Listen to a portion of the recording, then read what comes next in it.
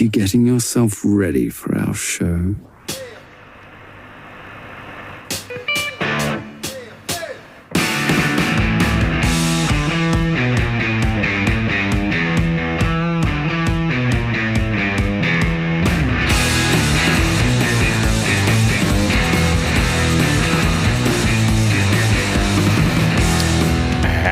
Happy Halloween, jig heads, and get ready for the spookiest episode of the year. That's a promise. Get ready. I mean, it's going to be, get yourself, whatever you need to comfort yourself and be ready. I'm back on the banks officially as of this week with a record. I have to throw that out there. We're going to talk more about that. And Sean is renting an apartment on the Cape, apparently, just for the food. And just the tip, our cold weather has arrived, and you want to make sure that you are properly dressed for the whole experience, guys. And FTG, another cliche rears its ugly, ugly head. We got tourney updates abound, and our bait of the week this week, it's all about all types of curly tail grubs. Trick or treat, motherfuckers and jig heads alike. It is time for some candy. Get yourself ready, and we got ourselves one hell of a great show. We'll be back, guys, right after this.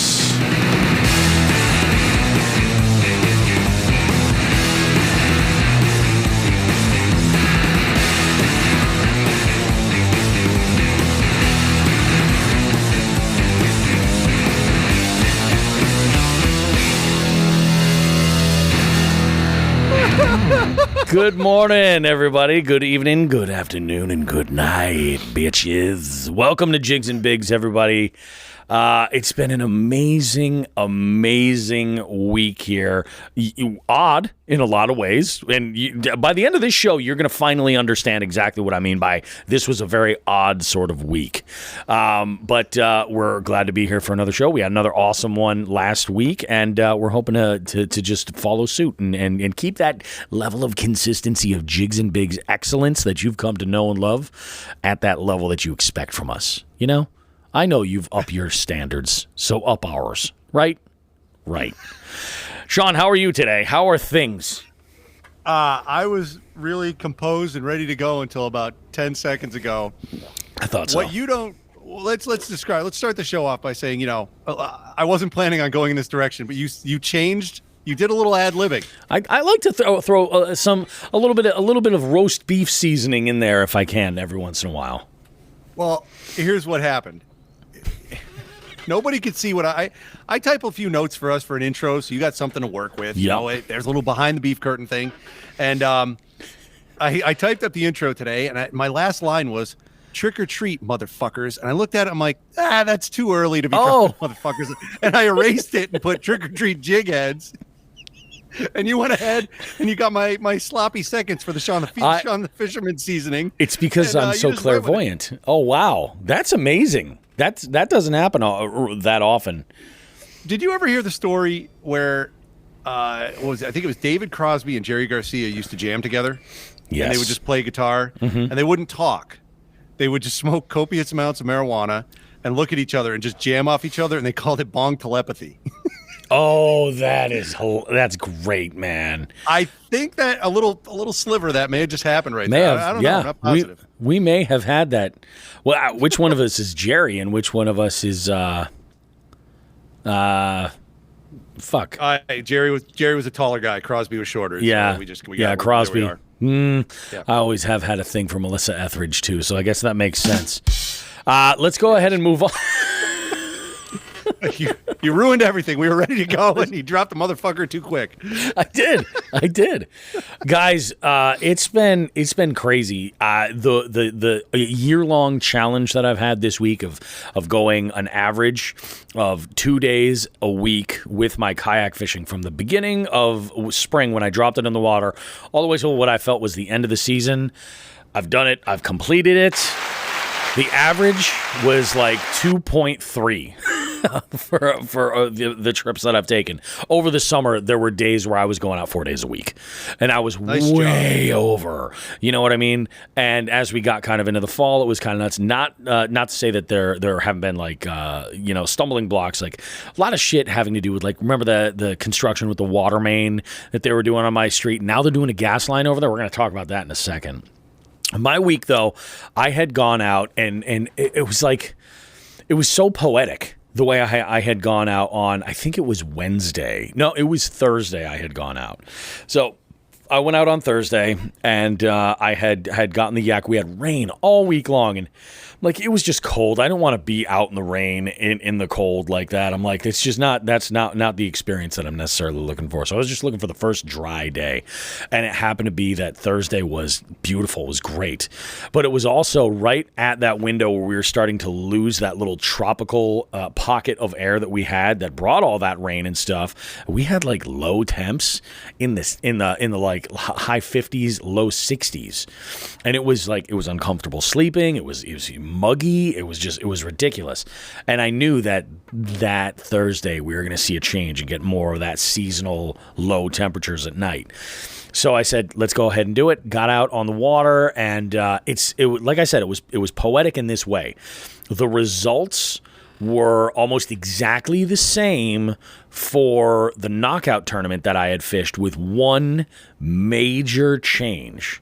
Not that I caught fish. It's that I caught the giant rainbow trout this time. That's what it was.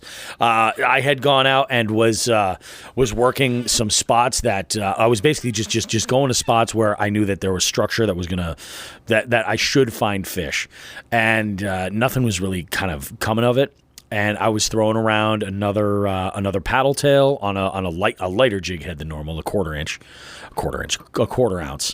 and I got a thump kind of near this little brush pile that was submerged. And I said, okay, well, go ahead and slow it down. We'll see what happens. And then actually just out of like fishing this one spot and trying to get that bite again, I started like sort of hastily reeling my bait back in, and it got hammered. I mean, absolutely crushed. And I was like, ooh, this is a good fish. Let's see what we have here. Got it in the net, and it was a beautiful rainbow, which made it clear to me that, yes, 100%, I have to go and get a cooler for my kayak. I put a question up on Instagram, and I got a bunch of recommendations.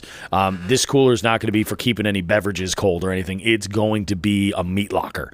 So it doesn't have to be anything fancy, but, compact enough to be able to put in an easy-to-reach spot. I kind of think I want to put the cooler in front of me as opposed to behind my tackle and stuff and put it out any further. Ramon had suggested something that had crossed my mind as well. He goes, in a situation where I don't have a cooler or anything like that, but I'm on the kayak, what I do is I just keep a metal stringer. And he goes, what I'll do is I'll cut the fish's throat, bleed it out, and then I'll just leave it hanging in the water. And I'm like, I have no issue with that. And I've done that before, like with that lake trout that I caught up at Wachusett. Caught it so early, and it absolutely choked a rattle trap. So I believe they would say he was going to die. And so releasing him was not going to happen. So I made a small stringer out of a branch from a bush that was nearby, staked it down into the sand, let it sit there, but knowing like, hey, if I come back and this fish is gone, it wasn't meant to be. You know what I mean? I'm thinking like some bird of prey or a turtle or something's going to come up and grab it. With my luck, if I'm in the boat, that's exactly what's going to happen. I'm going to get a big-ass snapper that's going to come up and go, thank you, and just take off with my lunch. Immediately, someone's going to see you struggling, come over and go, you ever catch a turtle? Exactly. And I'm going to say, like, you know what? No, but you're about to. You're about to catch a turtle upside your goddamn skull. Cliches are everywhere these days, Bobby. Cliches are everywhere. Really are. I think 2023 is going to be the year of the cliche, actually. I have a feeling. So it was a good day. I got the truck, I got the trailer back in, and I was debating going out on Friday again because the weather was going to be very similar on Friday. And this is what happened on Friday. I had what I've been doing is I didn't actually get out on the water until about 11 a.m. So I, run the kid to the bus stop, do all that. I had Friday morning, I had to run to the bank, do a couple of errands, come home. What I do is I finish up my coffee, I have a little bit of breakfast, do the daily constitutional, and then, later before noontime, I'll go and I'll jump in the truck and drag the yak out to the pond. Well, as I go to do this, there is a giant trench dug across my lawn where they're putting a new gas line to the house from the gas line that's in the street. And I had dump trucks and all kinds of heavy equipment right in front of me. I wasn't going anywhere. So I said, okay, well, I mean, I should say I wasn't going anywhere with the trailer because positioning that was never going to happen. So I said, all right, we'll go and we'll hit the bank. I'll go maybe a little bit. Maybe I'll go after lunch. We'll just go for a couple hours before I get Delaney, something like that. So when they took their lunch break, I skedaddled out to go and hit the banks. And I figured I'd use that opportunity. And I know I mentioned this in an earlier episode, probably a couple weeks ago. But I recently had picked up a couple of Cast King Black Hawk telescopic rods. So that, when I go to Vegas, this winter, and when I'm traveling and, anywhere, especially anywhere I have to fly or something like that, I've got something with me. But also, like, when I'm going out and I'm doing some, like, hiking and I'm going around a body of water and I don't want to be burdened with having to carry my rods and a shitload of tackle, I'm going to combine these things into my backpack and put those rods in there. And what I had picked up was a 7'3" medium heavy fast Black Hawk 2 bait casting rod, and I actually put my Abu Garcia Pro Max on there. It's a 7-speed rod, 7-speed reel, and I've got like 15-pound fluoro on there, so it'll generally work for whatever I gotta kind of do for the most part. I am having second thoughts, and I think what I'm actually gonna do is take one of my old Black Maxes, and I'm just gonna do like 30-pound braid with a mono leader. So that way I get like that much more versatility out of it. And then I can dedicate that reel to that setup. Breaking these down and leaving the reels on kind of sucks. I did put my favorite spinning reel on, the 7-foot. No, I'm sorry, that's not a 7-foot. It's a 6'6" medium light. Now, what's interesting about these rods is like the top segment of the rod is fiberglass. The rest is all carbon, but the top the tip is super whippy, like it kind of makes casting a little bit funky. Like it takes a little bit, but I caught fish on both presentations that I was throwing. I caught 3 largemouth in total. One was just a super dink. The other 2 were good sized nibblers, but nibblers nonetheless. And they wanted moving shit that day, which was nice. That was fun. And then that was it for my week as far as fishing goes. Now, last week I had put a poll up on my Bobby Roast Beef Instagram page asking folks about how they wanted to celebrate Halloween this year. If they wanted me to do the Halloween special and bonuses the week leading up to Halloween or the week that Halloween was on, meaning like this week that we're going into now. If you're listening to this now, like this week right now. And it was a ridiculous number of people. It was like 97 or 98% wanted it the week prior. So I said, okay, cool. We'll do 4 games. And I came up with what I was calling the spookiest or most terrifying playlist of songs that I've ever done. And you know what that category was? What? Kids Bop Halloween songs. Oh, geez. Wow. You're a bad human. Does it make sense? The Silence of the Lamb song that I played earlier, does it make a little bit more sense now? I got problems. So yeah. I had put this together. We just played Name That Tune with it. It was a lot of fun. People had a good time. But then I went and I wrote 4 because I only had 4 games last week. So I did 4 separate rounds for the high stakes buzz-in round that were all like what I would call themed general knowledge. So these were in the Halloween sort of theme, and they all covered like costumes, candy, horror movies, Halloween traditions, and just a mixed bag of all that kind of stuff. Just 10 quick questions. Put that together, and that went over really, really great. We had a really, really good time. It was a whole lot of fun. Some of my biggest fans, this group from the middle of the state. They're graduated from a local college, and they can't get enough of their Bobby Roast Beef trivia on Thursday nights. If they go so far as to get like a hotel room so they can come and have drinks and hang out. Like they're no joke. Wow. They showed up this week. It was every single night. It was pretty good. Friday was really quiet, but I kind of thought this weekend there was going to be a lot of other like festive Halloween parties and shit going on, and I was right. Friday night was a little bit slower, but everything else was really good. We had a good time. It was a lot of fun.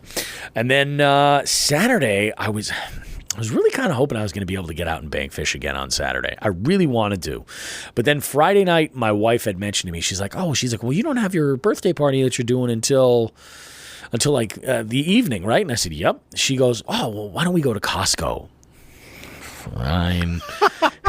The shopping trap. I was like, you got it. We go to Costco. We buy all of our stuff.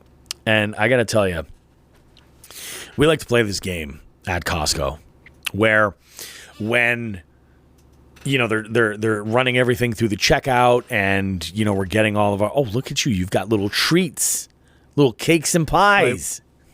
My wife made a cake and she said it's not going to be ready before you start recording, and she was just super awesome and brought it up to me, so I have the best wife ever. Dude, she doesn't.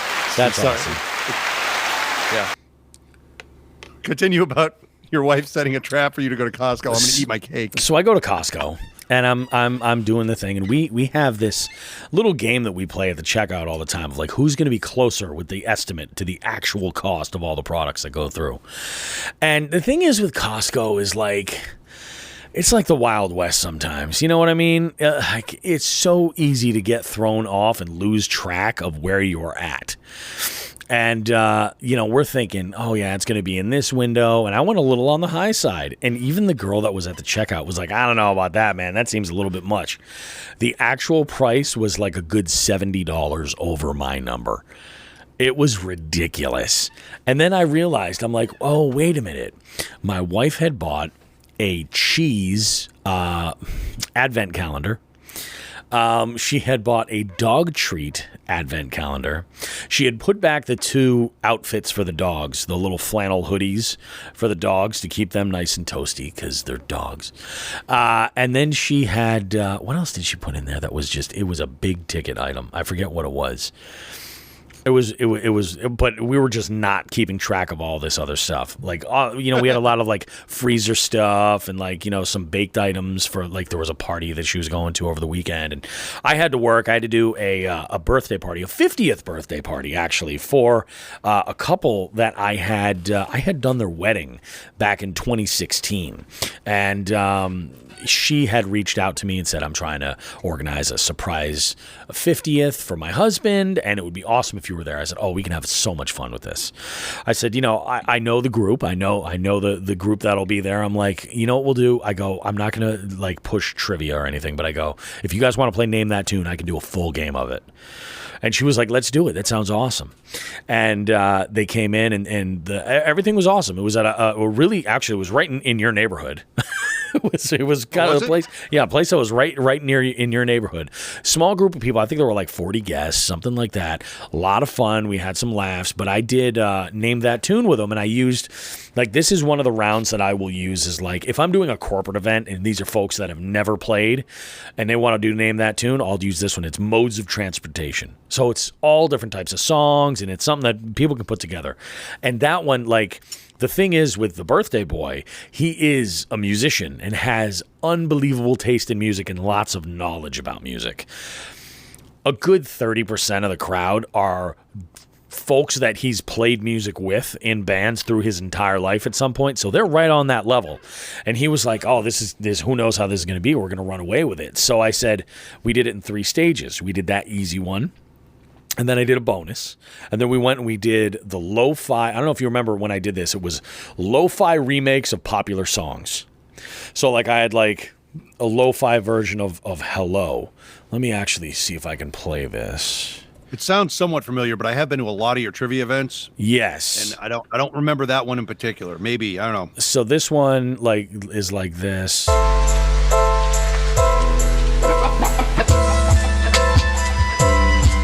Yes. Okay. Yep. It's like elevator music, Yep. And I we did that, and that went great. It was awesome. Actually, his kids were buzzing in, and they were like, "Oh, we got this one, yeah!" And they dropped the ball, and they'd get one and get like 20 points. And so that was an interesting round. And then we did a challenge. I did the cup stacking challenge with them with some extra points, and they got a good kick out of that. Still, nobody lately has been able to complete that challenge. And then we finished the round up with the volume 1 of Fuck Karaoke, where they're the karaoke versions of terrible songs, and they loved that. In each of these were only like 10 songs long, so it was a really fast game. And then we did one final bonus at the end. His wife we didn't even talk prizes, because for an event like this, I normally don't even recommend doing prizes, but she went out and she got a big stack of lottery tickets, so I divided them up into, first, second, and third place and gave out prizes and stuff. It was awesome. And then it's great because I only get to do so many events where like it's a big rock crowd. So like I was playing shit that I normally don't get to play at parties, like Rush. And I know that one of his favorite bands is Kiss. So I went and I was like, as much as I don't like Kiss, I appreciate like the level of dedication that their fans have. Like their music isn't for me. You know what I mean? But I go and I'm playing it, and they're just loving it. It was great. Everybody was having a good time. So, and we're going to talk a little bit more about the food at this party later in this segment. We'll talk more about that then. How was your week, though, Sean? Well, before I get into that, I mean, at this point now, should we develop a food segment, as long as it's somehow related to fishing activities? It's almost like we should. We talk about it every fucking show, and I'm okay with it. I'm fine with it. I like talking about food. I'm going to talk about food in a minute. Yeah, we're going to talk about food in a minute. I don't know if we should throw that in a segment, though. I think we should just let it be organic and natural, because we talk a lot about food on this show. And yeah, I know. I got my wife bringing me food while we're recording. I don't know what the fuck's going on. It's funny too that you mentioned that, because just today I was going through a bunch of like old videos. I came across this old video from like WAAF, like way, I forget who the artist was that they were talking to. Somebody like relatively local or regional that had been touring, was in town, and it was Mistress Carrie that was having a conversation with this guy. And I guess a previous conversation, they had a discussion about, I think it's called Nick's Roast Beef, a place in the Boston area, like a staple. And they had this conversation, and then this was like, prior. And then for this interview that I had watched today, he actually brought in like a bag of these roast beef sandwiches. Like they got into this whole tangent about them and everything. And I'm just like, that reminds me so much of the way we do our show. Like, it's not just us, Yeah. I don't know. It's like these fucking guys all talk about food. Yeah. All right, good. Well, all right. I just figured we talk about it so much, but now let's roll with it. So this weekend we had what looks to be, at least for me, after I got the dual basketball schedules for the teams I'm coaching. Yep. I'm not doing a lot other than basketball between now and like mid-March. I think I told you today, like, yep. I will probably be in a gym coaching a team, whether it's practices or games, 7 days a week, with the exception of holidays and school vacations.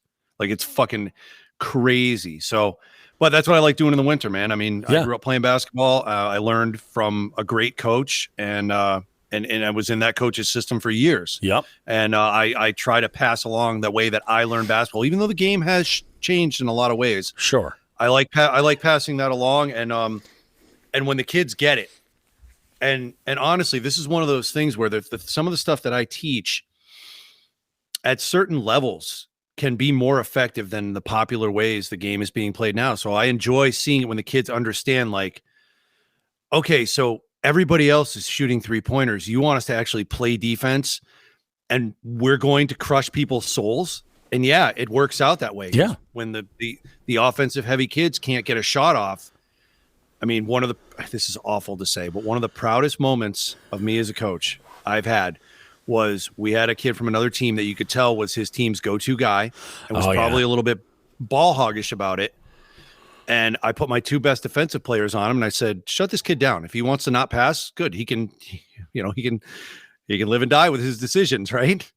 And after his, 10th, 15th turnover, whatever it was, he actually he was not on the ground. He threw himself on the ground. And this is 10 or 11-year-old kid, had a tantrum, kicking and screaming. I think I remember you telling me about this. And I bit back a smile, and I turned my back on the kid, and I pointed at all the kids on the bench, and I said, you guys did this. And I was happy because they frustrated a great offensive player so much that he threw a tantrum. He lost his mind. Whatever. Yeah, a preteen or a teen threw himself on the ground, lost his mind because he was that frustrated, and I taught kids to play proper defense and exploit that weakness. It was great. That being said, I'm not going to have a lot of free time for fishing, but we'll see what happens over the we get a couple warm spells. I might get out. We'll see what happens. But for now, at least tournament wise, this was my last weekend. One of my favorite yearly events, the Fall Catch 'em All Brawl for MAKB. And what that means is pick a body of water in the state. You got 8 hours, 7 to 3, as many largemouth as you can catch running total over 12 inches. So it used to be 8. It went to 12 because there was just too many small fish, and it's a lot of work for the judges. Especially. A lot.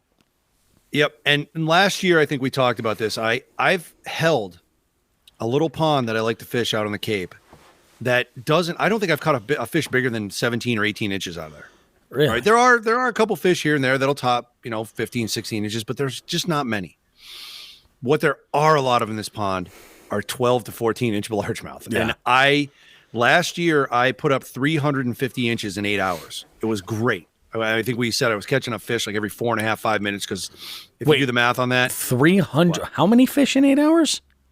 I put up 350 inches. Oh, 350 inches. I thought you said 350 fish. No, not fish. I think I ended up catching 45 or 46 fish throughout I don't know, whatever it was. It turned out to be a fish counting the smaller bass that were under 12 inches and counting pickerel, which were a few here and there thrown in, and the occasional yellow perch.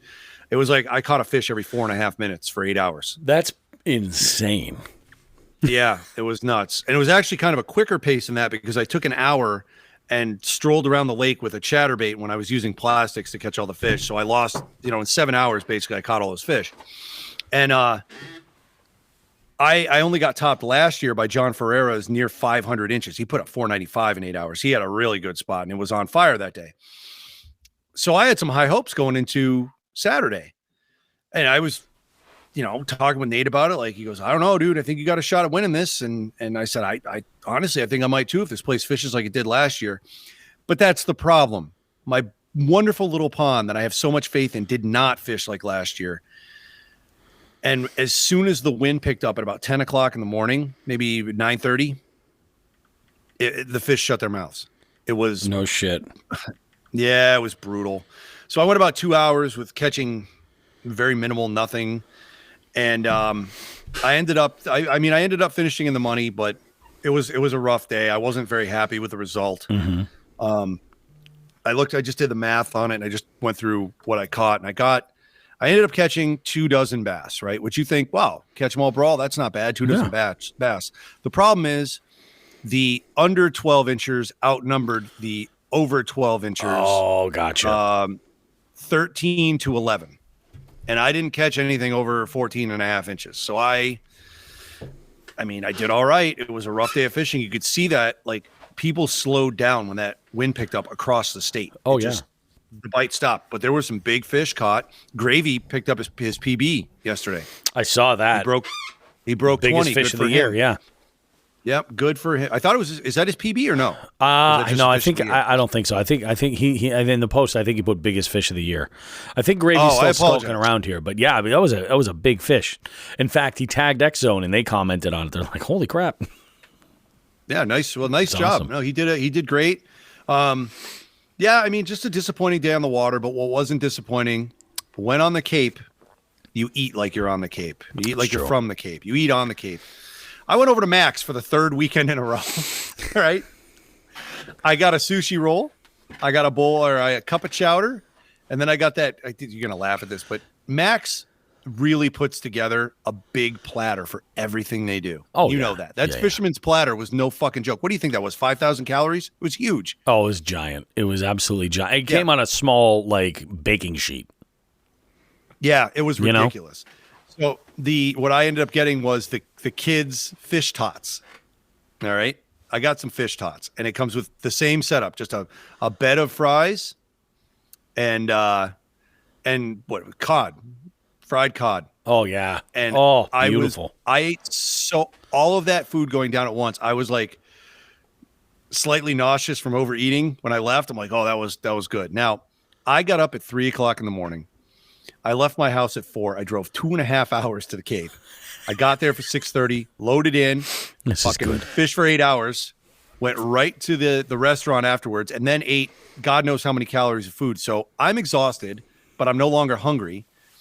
And there's plenty of carbs in my body now. So I'm on Route 6 on Cape Cod on the way home, and I got windows open. I'm like rubbing my eyes. I'm like, you know what? There's a rest stop right here. I pulled over.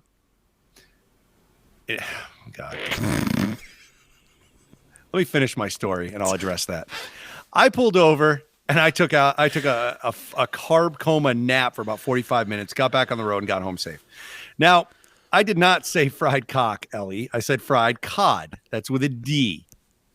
Something you're a fan of. Oh! Yeah. Oh, God. I hope that's going to cause laughter, not a lawsuit. Yeah. Something you're a fan of. Yeah. Yeah. So maybe I should be watching the comments today. God damn it. Defend myself.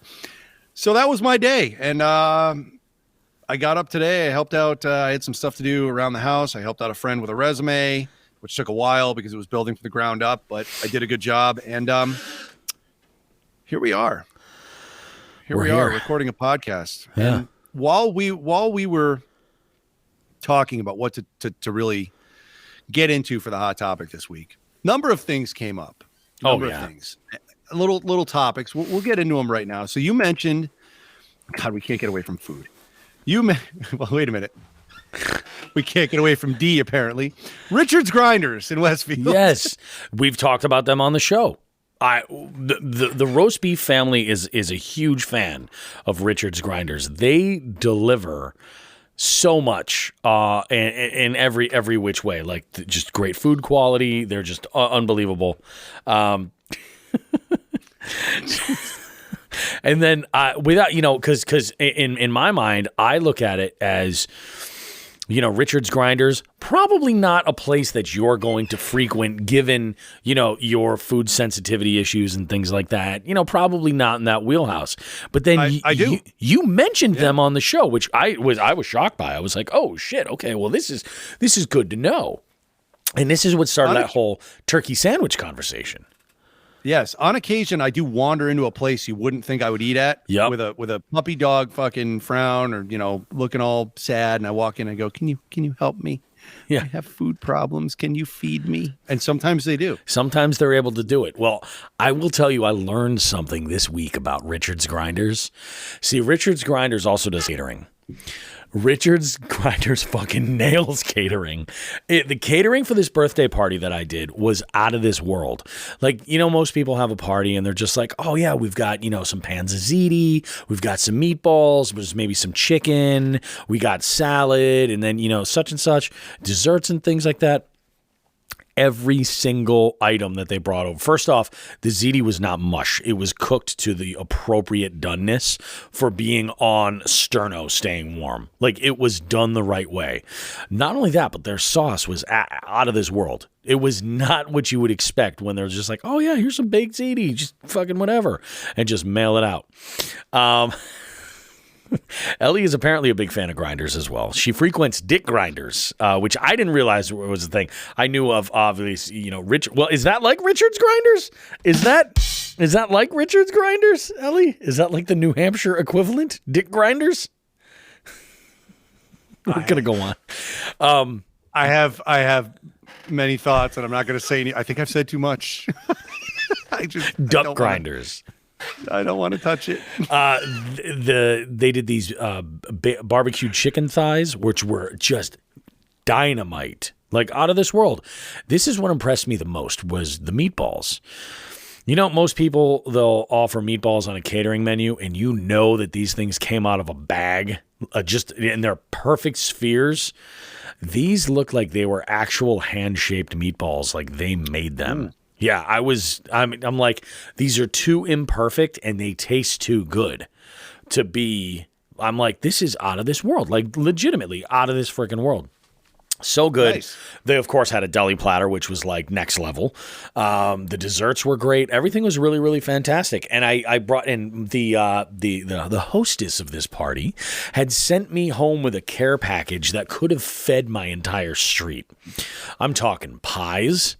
I'm talking chicken, meatballs. I'm talking brownies, cookies, all kinds of stuff. And my family was very excited when I came home with all kinds of goodies. Very Nice, excited, yeah. So it was pretty good.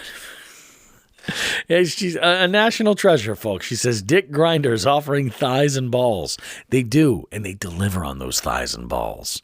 They do. Deliver what on those thighs and balls? The thighs and balls. Yeah. Like, I mean, Gross. like they were on time. They were like, everything was like, it was like clockwork. And I was just like, the food quality out of this world, like next level. I would recommend them. If somebody said that they're having an event, or if we're having an event as Jigs and Bigs that's involving food, and we're like, yeah, this isn't something where we can partner with a food truck or something, I would highly recommend that. It would get the job done, for sure.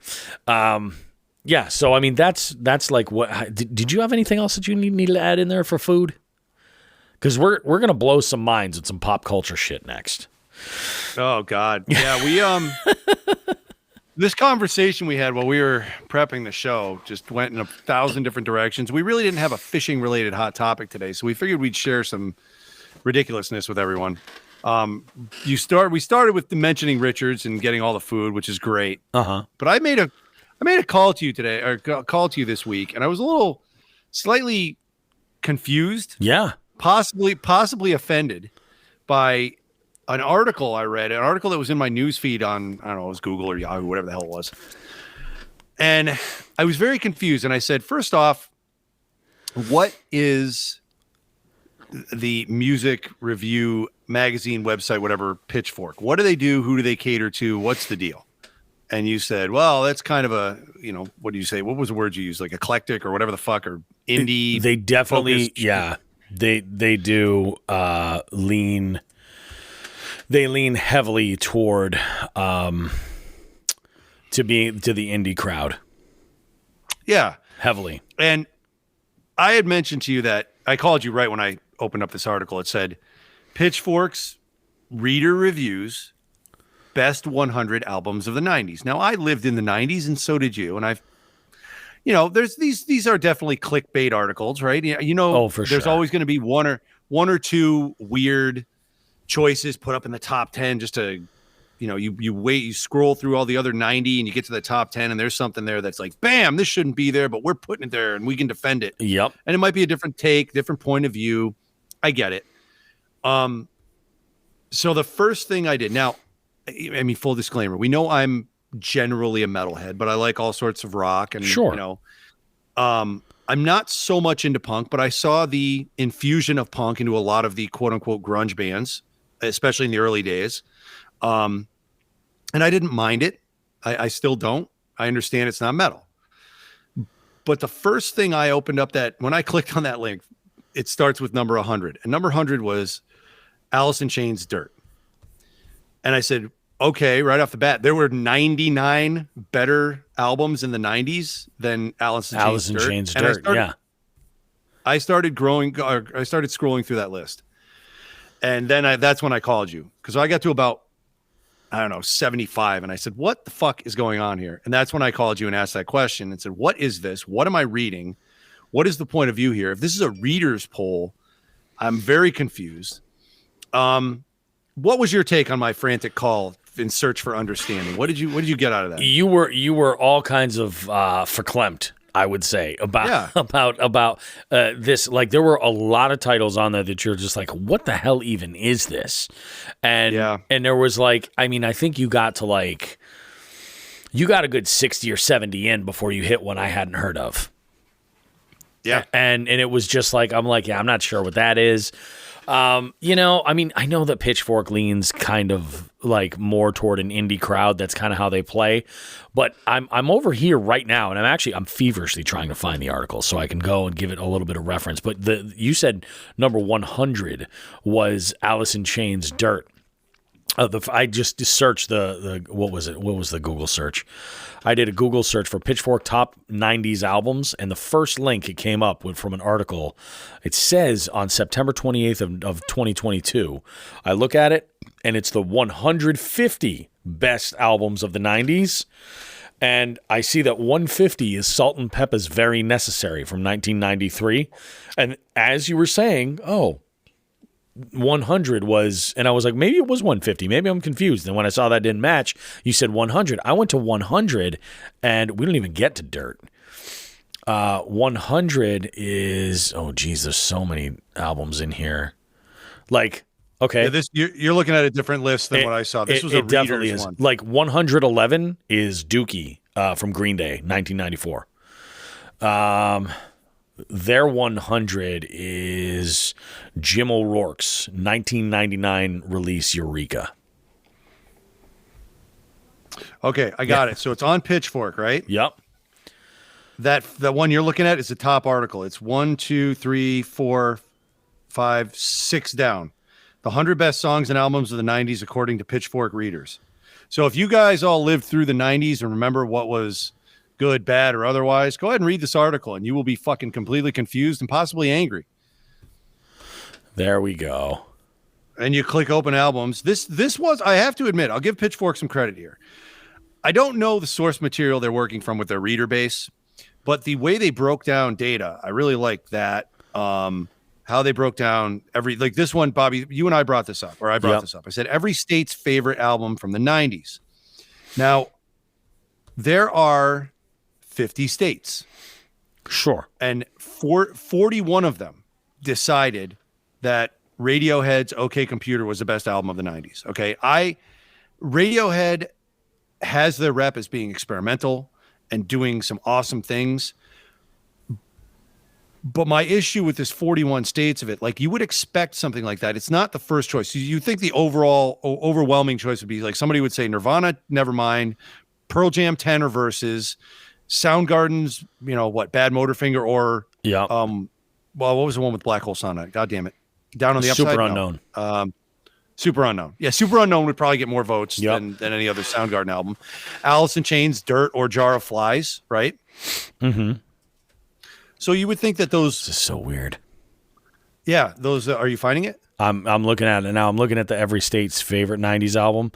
Like, so it's every state. So like, is there one person in Nebraska who says, yeah, I'm the only person on this and my favorite album was Radiohead?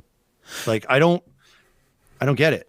Like, what the hell? So, I mean, the only other album is Nirvana's Nevermind that has more than one state voting it as the best say album. this much for Radiohead's OK Computer. It's probably the definitive Radiohead album. Like, it really made it's one of those albums of the 90s that's up there. I don't argue with that being on there, but what I do argue with is like South Dakota's number one album is Pavement Slanted and Enchanted, which is, I mean, I don't see South Dakota having that big of an indie scene. You know what I mean? That's what I'm getting at. That's exactly it. Like, I think that's a good example.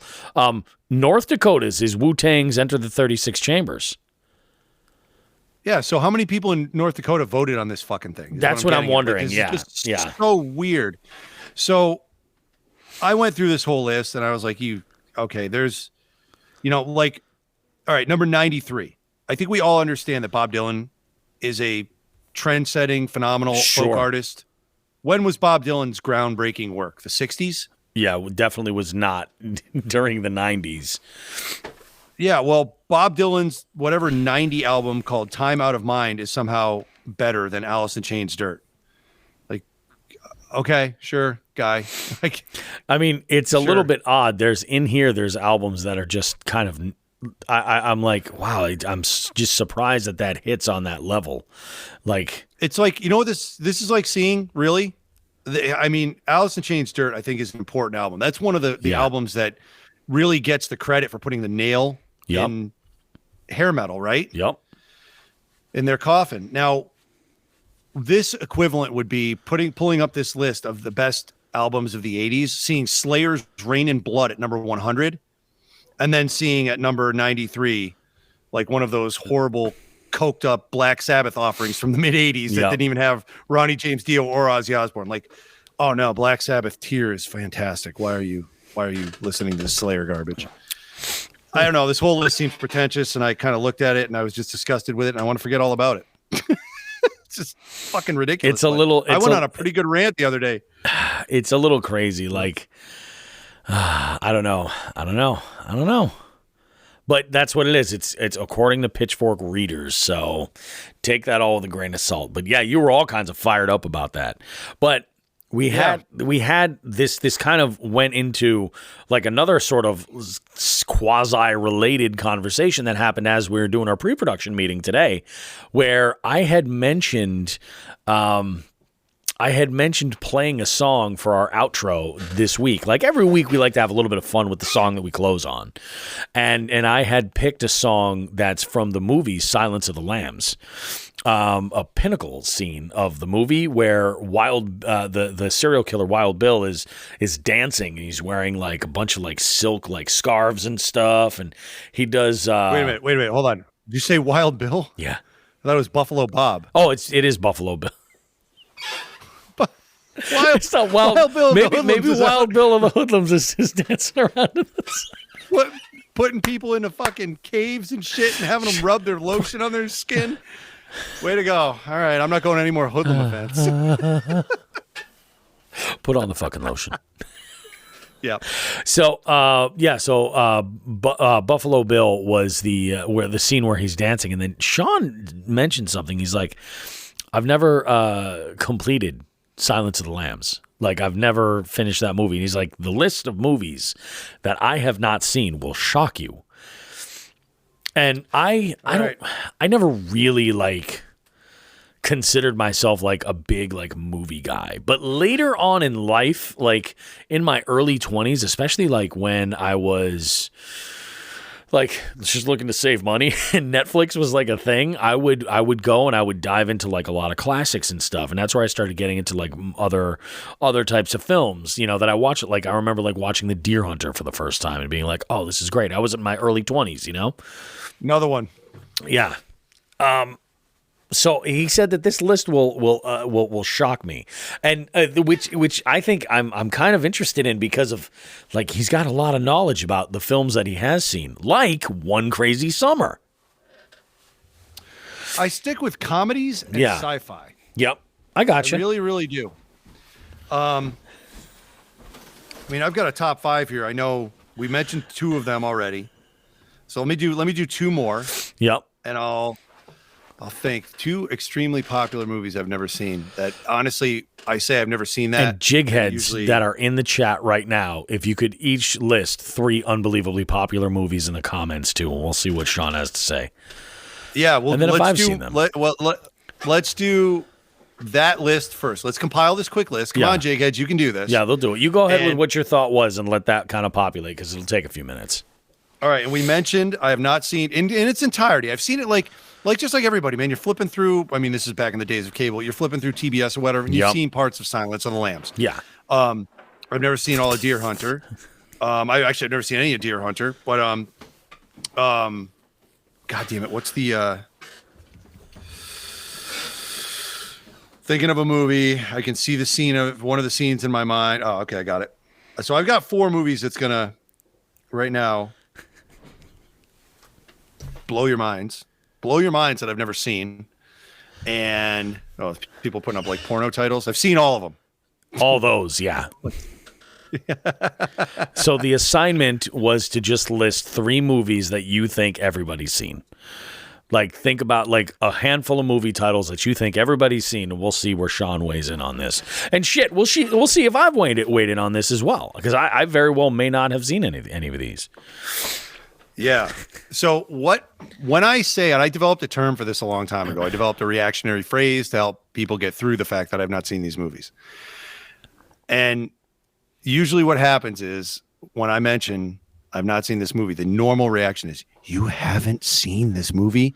Like they've just walked. That would be the tone they take if they walked into the house and they would catch me and their grandmother copulating on a couch. While pouring sugar in the gas tank. Yes.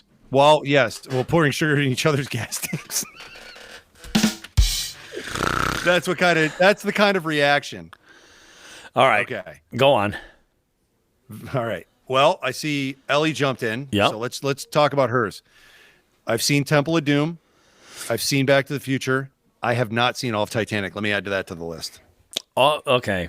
I don't necessarily. I mean, what year did Titanic come out? 97? Yeah, I think it was 97. Was it that? So, I had some shit going on in life. I wasn't watching movies. Yeah. I'm not going to get into what. The Indiana Jones Temple of Doom, I actually saw in the theaters. And I was okay. When that came out, that was 85, 84, 85? Temple of Doom. I'll look it up. Go carry on. So I'll tell you while you're looking, I'll tell you what happened and then why this movie is scarred into my conscious and subconscious. Do you remember the old Rivoli Theater in Chicopee? Oh, I remember. Downtown Center in Chicopee? Yep. Small theater would get second run movies or late runs. So back in the day, youngsters, a movie would be in the theaters for months. And then when it started getting less popular, it would go to smaller theaters. Yeah. And the when Indiana Jones got to that small theater in my town in good old Chicopee, my dad took us. So what year did it come out, Bobby? 84. Okay, so I was 6 or 7 years old. I think it was 6, and that was a PG-13 or it was a PG-13 movie because of the violence, right? Yep. I think that's when they started rating them. And I had nightmares about the fucking cave of bugs for years. Oh yeah, dude. Oh, here we go. We got other lists coming in here. So we got. All right, let's get to Vidal. Vidal's got Red Dragon, which is in that Silence of the Lambs, Hannibal Lecter world. Great. Oh my God, that whole fucking series is so good. And then these two, I feel like if you've seen one, you probably have like lent a little bit on the other. The Mask and Ace Ventura. Seen them both. Okay. The Mask, is a comic book movie, so I saw that. I got on top of comic book movies whenever they came out. Really, the only 90s comic book movie I didn't see was Tank Girl. That was too underground for even me. Yeah. Then we got Chrissy. Red Dragon. Is that the one that Ray Liotta is in? Is Ray Liotta in Red Dragon? I'm not sure if it is. No idea. Let's get to Chrissy's. Get to Chrissy's. Bobby, read me those. Give me a pause in between each. Office Space. Have seen it, love it, seen it a million Great times, movie. Gonna watch it again. Yep. Talladega Nights. Never. And what about Grandma's Boy? Who's in that? I have not that off the top of my head. Adam Sandler. Grandma's Boy. No. I've seen a lot of Adam Sandler's movies, but never that one. Grandma's Boy. All right. Well, I think we got a couple selections here. You ready for the surprises? Yeah. The surprises. Hit me with some funny shit. I'm going to leave this big one for last because you're really going to shit yourself over this one. But I have a build just for you, okay? I have never seen Apocalypse Now. Okay. Really? Grandma's Boy. I have never seen... You've never seen Apocalypse Now? Not all of it, no. Bits and pieces. Again, if it's on TBS, so TNT, whatever. Never seen it all. I've never seen all of Goodfellas. Never seen it. So you don't know how it ends? I mean, you probably can figure out how it ends. I don't think so.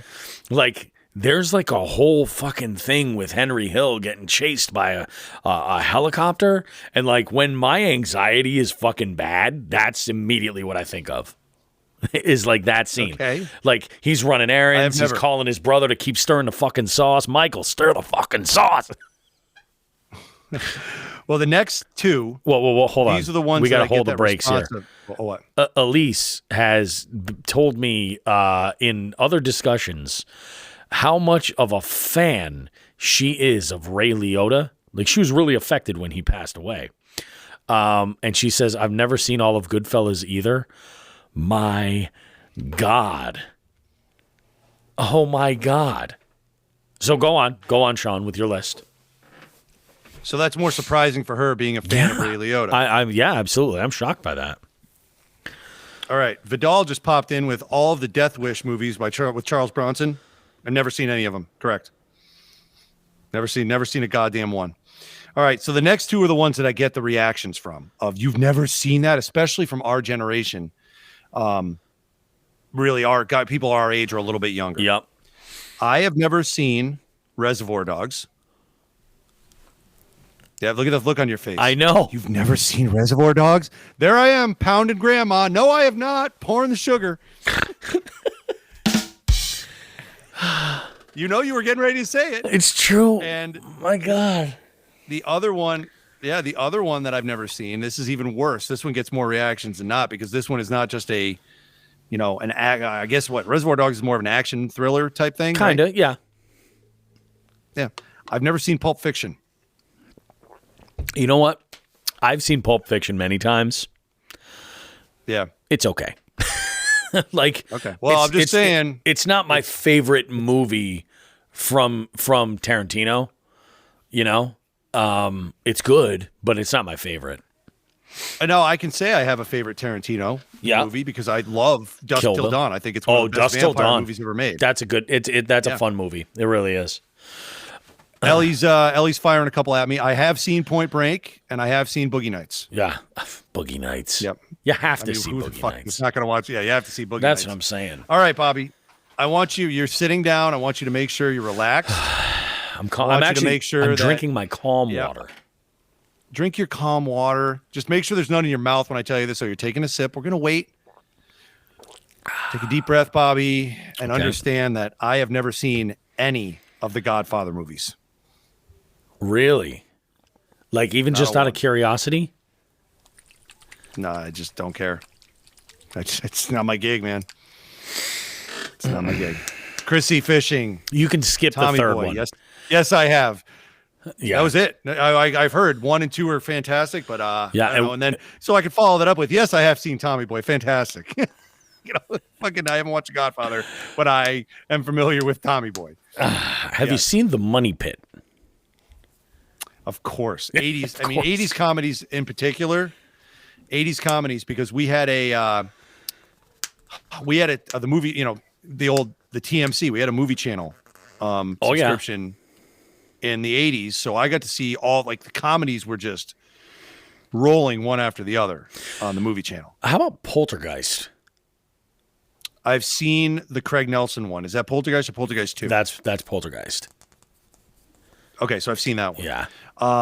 Ellie's asking about Weekend and Bernie's 1 and 2.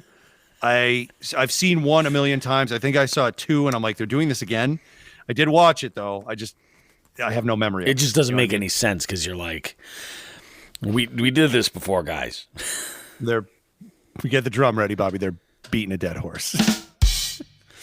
So there you go. There's some surprise. There's some surprises. Again, over the years, it's been you haven't seen fill in the blank, and it's literally like I've sexually assaulted someone in front of them. It's just horrible. It's no, crazy. I haven't. Why are you asking me that way, asshole? I understand how people get so fired up with films that they care about. Like they just put so much into them. You know what I mean? Like as far as the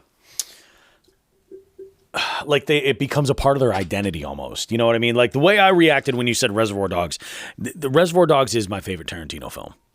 Hands down. It's so good. It just hits on so many different levels. I could watch that over and over, but I have a short list of movies that I will watch every year, no matter what. And they're like Stand By Me, The Shawshank Redemption, Goodfellas is on that one. And there's a handful of others that every year I'm just like, oh yeah, let's do it.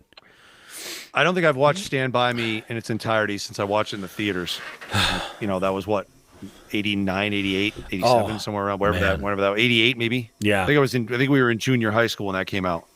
Yeah, something like that. My list that I run through every year is Ellie puts up Christmas Vacation. Obviously Christmas movies I watch every year with the kids and the wife. We have a good time with that. But usually to get primed for summer when I go to Cape Cod or whatever, I do watch Jaws and then I follow it with One Crazy Summer. Yeah, you need to. You have to. It's a palate cleanser and it's insane. Aside from that, man, movies I watch, I swear to God, it's almost all Godzilla movies. I'm not joking. But there's nothing if I'm sitting wrong down with that. I think that's a good thing.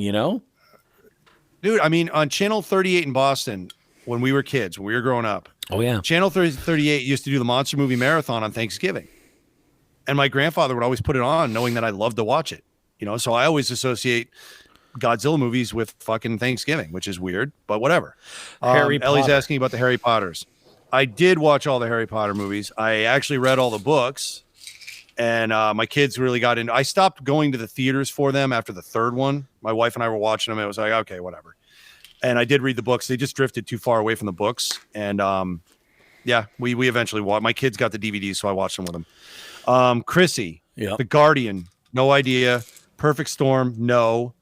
I did see Under Siege. I mean, I have to admit that Seagal violence is particularly growing up in growing up in our generation. You needed to watch a certain quota of Seagal movies, marked for death. Seagal, Van Damme. And Van Damme. Yep. Like, we all know, like, people that lived through the 80s and 90s know what a fucking kumite is. Youngsters nowadays, they don't know what a kumite is. No fucking idea. No fucking idea. It used to be fun to say, hey, you guys are having some issues. Kumite. Solve it. Like fucking. How many kumites did we have at Bernie's, Bobby? I mean, I don't know how we're all still walking. I know. Fucking Vidal says Forrest Gump. Seen Forrest Gump. Yep. Did you see Chrissy's Schindler's upset List? at something I haven't seen. The Guardian. What's The Guardian? I don't remember what The Guardian is. I don't think. Let's look it up. The Guardian. Is that like a sci-fi fantasy movie? Some shit? The Guardian, 2006. Action adventure drama. Yeah. Stars Ashton Kutcher. It's probably why I haven't seen it. Yeah. I'm okay with that. No, I haven't seen The Perfect Storm either, Chrissy. Nope. Perfect Storm's a good movie. I think you'd enjoy that. There's so many references I think you could take for that, for like rough conditions in the kayak. You know what I mean? Okay. Like, I think it would be. You'd probably really enjoy that. I feel bad. I think I blew Chrissy's mind here. She's very upset I haven't seen this movie. She's shocked. Like this comment she put emojis. Up. This emoji. She's like, oh. What is wrong with you guys? Best Kevin Costner movie, Bobby. What's yours? Dances with Wolves. I might have to agree with that. I just read up about Dances with Wolves too. I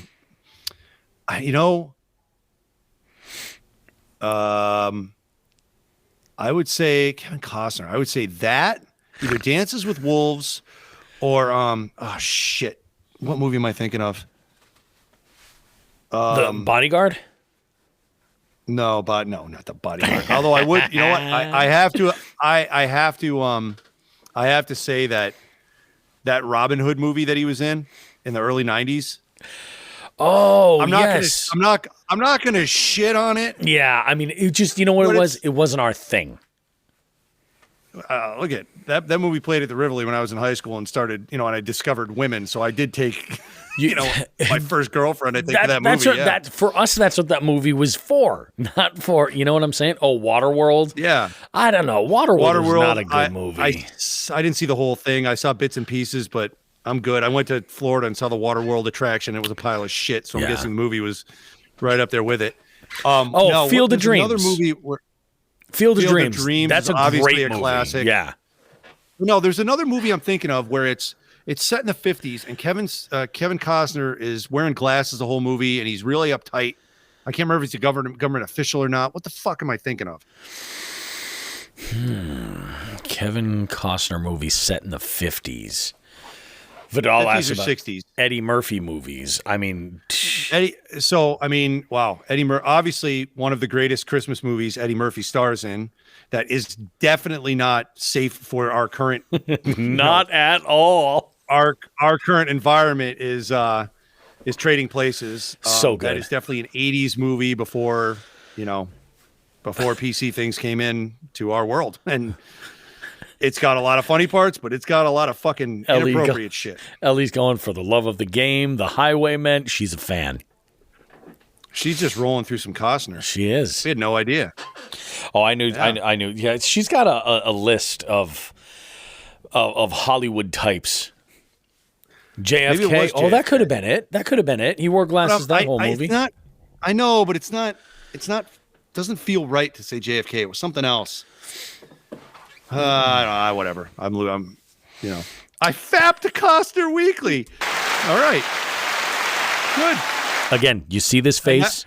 This face is not shocked at all. At all, Ellie. At all. All right. Yeah, I would go Dances with Wolves. I was just reading up on Dances with Wolves or Field of Dreams. I mean, Field of Dreams, he's perfect in. Field of Dreams is really, really good. Like, yeah, it's really good. But Dances with Wolves, for some reason, like, I just enjoy that film, you know? Yeah. I mean, I don't fap to it like Ellie might. Yet. With my sci-fi and comedy leanings, Yep. When I can find a movie that combines both and hits a home run with it, I mean, that's why I have such a soft spot for Tremors. It's so funny you mentioned Tremors, man, because we had, who was it on my Instagram feed today? It was I saw someone this week post that they were watching Tremors, and they are not of the generation that would appreciate Tremors. But I'm so glad that follows over, because I feel like what a fun like sci-fi horror movie. You know what I mean? It's just so fun. And really, one of the things that makes it so good, aside from Costner, God damn it, now I'm Kevin Bacon. What makes it so good, aside from Kevin Bacon's performance, because he delivers simply the best fuck you in the history of cinema. Oh yeah, the history. I mean, it's the best delivery of that fucking phrase ever. And if you haven't watched Tremors, go watch it. But the big thing is with what's his name, Michael Gross. Was it Michael Gross? It was Michael Gross. He was a father on Family Ties for years. So we grew up in the 80s, and in the early 80s and mid 80s, Family Ties was such an incredibly popular show with Michael J. Fox and Michael Gross and Justine Bateman. And don't forget the infamous Meredith Baxter Burney. Yeah, Meredith Baxter Burney, and it wasn't the younger sister Tina Yothers. That was Tina Yothers. Yes. Yeah. So you had an all-star cast. Welcome to our fishing podcast, guys. I know, and that show went on for fucking years. We have entered the cold zone where we talk about anything.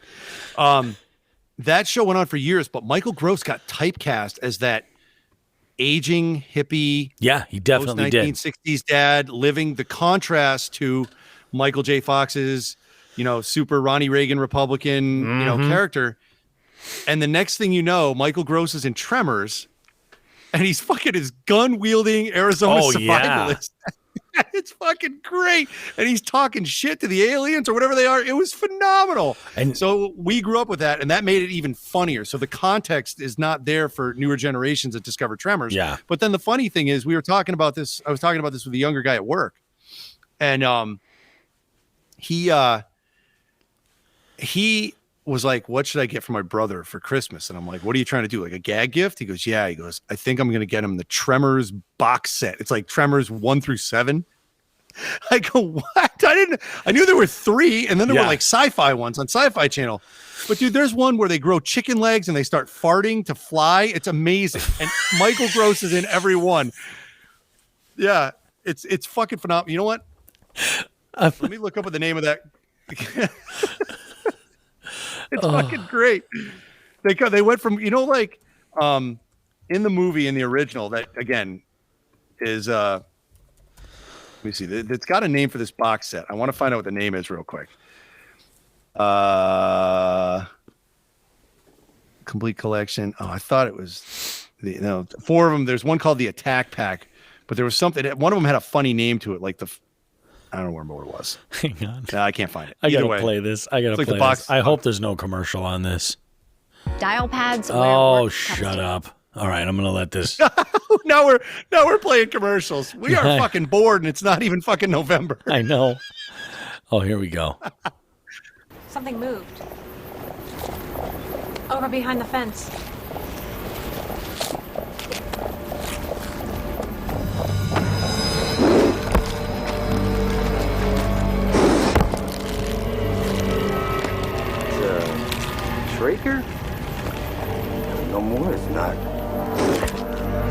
Mexico and Argentina, we killed them before they lived more than about 12 hours. This is what happens when you don't?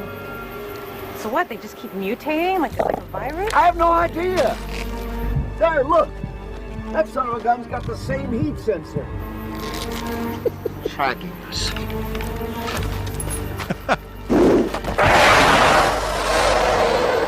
It's not smart to track Burke. I just want to see it fart.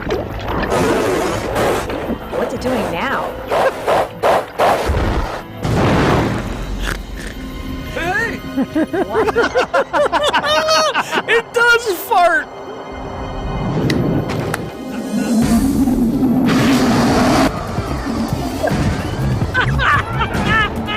Oh my God, dude. Okay. Come on, point, shoot! There's Michael Gross lighting it up with his arsenal. That's awesome, dude. I told you they grew wings and they fart fire, like fartoids or whatever. Oh, it's so good. It's so good. Look, I told you when I was out with my brother last week, right? We had done some closeout store shopping. And there was an item that was a snake. All right. Mm-hmm. And we still to this day call anything that has to do with a snake. We saw like from the first one. You remember the dude? What was the guy who owned the grocery store? Was it Wang? Was his name? Yes. I think it was. Of course, they named him Wang. Why not? And Wang, Kevin Bacon is detailing the danger they're all in for being in the town. He's like, well, let's give him a name. Yeah, let's call him Snakeoids. And Wang just goes from the corner. He goes, how about Graboids? So we call anything that has to do with a snake, snakeoids or graboids. It's been fucking 25 years. We can't stop. I don't know no snakes. Oh, God. I don't know graboids. Oh, God. All right. We got some more here. No idea what Hidden Figures is. Untouchables. I think I saw once. Shawshank Redemption, obviously, everyone in the world has seen a million times. I don't know. I think that's it. I think we've blown up. I've blown up the internet here that I've not seen all these movies because I'm old and I don't give a shit. But every iteration of Godzilla that comes out, I watch all of them. Yeah. I mean, everybody's got their thing. You know what I'm saying? Everybody's got their thing. For you, it's Godzilla movies. For Ellie, it's fapping the Costner stuff. I get it. It's okay. For apparently for Chrissy, it's watching Fartoids. Fartoids, yeah. There we go. Fartoids. I'm definitely going to be taking a deep dive into the Tremors collection and watching those. Yeah, that's got to happen. Maybe you know what? Why don't we do this? That Tremors Attack Pack or whatever it is. It's all 7 movies. Yep. Let's both get it because I think it retails for about $6. Yeah. Let's both get it, and then we'll watch these movies and review them over the winter. It'll be the winter of Tremors. It'll be the winter of Tremors. Winter Tremors. Jigs and Bigs. Winter Tremors. Oh, okay. Bobby likes farts, not Chrissy. According to Chrissy, she's defending herself. But she's also outing herself that she apparently loves Costner as well. I don't know that she loves Costner as much as Ellie does. But and Chrissy, yes, Bobby does like farts. Farts are hilarious. And I know that Ellie will also get my back on this and say that farts are amazing. In fact, she said, I love anything farty. And she loves Tremors. There you go. Fart Tremors. Fart chicken Tremors. The follow-up to that story I told about that coworker is after I left that job, all right, we did keep in touch a little bit. And then one day for my birthday, I got an unmarked package in the mail from Amazon. It was unaddressed. And it was a Baby Metal CD. Are you familiar with Baby Metal? Oh, my God, yes. We had a discussion about that, and I knew exactly where it came from. And I sent him a text, haha, thanks, got it, smiled, sent a picture. Yep. And that Christmas, he got the Tremors Attack Pack. That's awesome. That's the way to do it, man. Payback's a bitch. That's the way to do it. Tremor farts. I love it. I love tremor farts. Oh, the tremor farts. There we go. Tremor farts. So now we all got to learn about tremor farts. And are we still a fishing show? What happened here? I know. This took a very, very odd turn. We went from talking about dick grinders to fucking talking about fart tremors. My God. Vidal's giving spoilers. I knew that. Bobby didn't. Vidal, behave yourself. We'll dive in. It'll be okay. It'll be all right. At this point, I'm too old to get upset about spoilers. Spoiler. Yeah. Ellie just typed something absolutely disgusting and par for the course. Ka-ching. Cha-ching. Oh my God. All right, let's go ahead. We'll wrap this segment up, guys. In segment 2, we actually have some good stuff for you guys. We got a Just the Tip segment this week. We've also got another cliche rearing its ugly head and fuck that guy. We got some tournament info for you guys, as well as in our bait of the week. We're talking about like some versatility. Versatility is a good thing, and this kind of ties in with my little gear review sort of that I had gone out this week to try to test out. So we'll talk more about that in bait of the week and everything.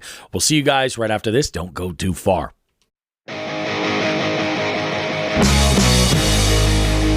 Jigs and Bigs wants to take a moment to say thank you to our partners for helping us continue to push the limits of our fishing adventures and bring you amazing long-form content. We want to thank Old Glory Outdoors in East Brookfield, Massachusetts. Old Glory has an amazing selection of fishing tackle, including Sixth Sense, Guggen Baits, X-Zone Lures, Shimano, Daiwa, Luz, 13 Fishing, Arc Rods, and many more. Use promo code Jigs and Bigs at oldgloryoutdoors.com and in-store to save yourself some money and support the show. For all your premium kayak needs, we partner with Three Bells Outfitters, located along Smith Cove in Niantic, Connecticut. Three Bells is your go-to location for kayaks and accessories from Hobie, Native, Bonafide, Jackson, Yak Attack, Naqua, Boondocks, Burley Pro, and many more. Financing options are available to upgrade you and your kayak fishing experience. White glove delivery service is also available. Visit threebellsoutfitters.com for more info, and don't forget to tell them that Jigs and Bigs sent you. When it comes to high-quality polarized sunglasses, we've partnered with Torres. They provide stylish sunglasses in a variety of frames that are light and fit comfortably on your face. The polarization cuts glare and allows you to see the whole picture, helping you identify what's below the water's surface. They have a 60-day, risk-free trial, lifetime warranty, and free shipping. Plus, you can save yourself 10% with the code JIGSandBigs10 at checkout. Visit Torres.com to check out their selection. That's www.torege.com. Again, we cannot thank our partners enough for their support. Please consider supporting them and supporting the show in the same process. Thanks.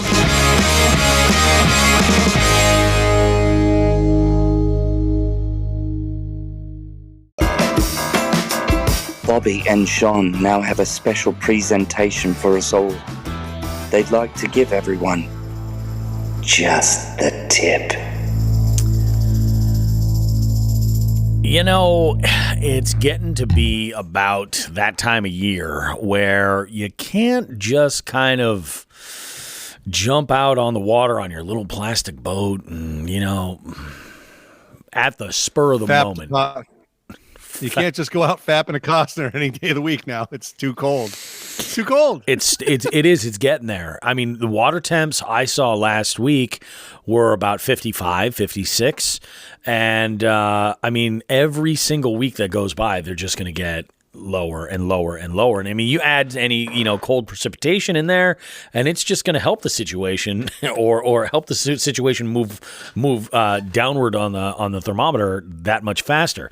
So with that, there's a couple of things that you can do to kind of protect yourself, to go out there and be set up. And, you know, sometimes these things require you getting into some specialized equipment, but that's what's required to ensure your safety if you want to get this extended season like some people are looking for. So, Sean, why don't you go ahead and dive in? We've talked about this before, but there's lots of stuff, and it's definitely something we want to remind people of. Yep, here comes the broken record. So it's time to dress for the weather, folks. We're up in New England here. Obviously, not every part of New England. I'm sure the southern parts of Connecticut might be a little better off right now, but Sure. For the most part, the fresh water is getting towards the mid and low 50s, and then on top of that, daytimes aren't heating up like they used to. We're not getting up to that 120. So if we go by the rule of 120, which again is a good rule of thumb, if you go by your rule of 120, which is air temperature plus water temperature, if it equals or is less than 120, you have to be prepared to really, keep yourself alive if you go into the water. Yeah. Right? It becomes sketchy. There's a lot of ways after that 120 number once you start dropping. It's dangerous. Mm-hmm. So there's some things you can do to mitigate these risks. Number one, you can wear a dry suit. You can wear a wetsuit. All right. You can wear neoprene. I mean, there's so many items out there that you can wear now. But I mean, obviously the two big ones are wetsuit and dry suit. Yep. But there's so many undergarments that will protect you if you go into the water. I, as we know, am an advocate for a wetsuit. I have not bought a dry suit due to price, but I'm an advocate for a wetsuit because even though in Massachusetts we have to wear that that PFD from September 15th through May 15th by law out on the water. Yeah. You will float in a wetsuit. Yep. If you go in the water. So it'll keep you alive and you'll be able to get back to safety and keep yourself alive. Wearing a dry suit. I believe we talked about this with Jeff Little. And really the difference was if you're looking to continue fishing, if you're in a major big money tournament and you can't leave the water, a dry suit would be better for you. Yeah. If you're out fishing and you don't have anything on the line and you don't want to put your life on the line, a wetsuit, get in and out of the water quickly, and you should be okay. Again, we've said this before. I think he worded it where he said, a wetsuit will keep you alive, but it's going to end your fishing day. A dry suit will keep you alive, and you'll still be able to fish.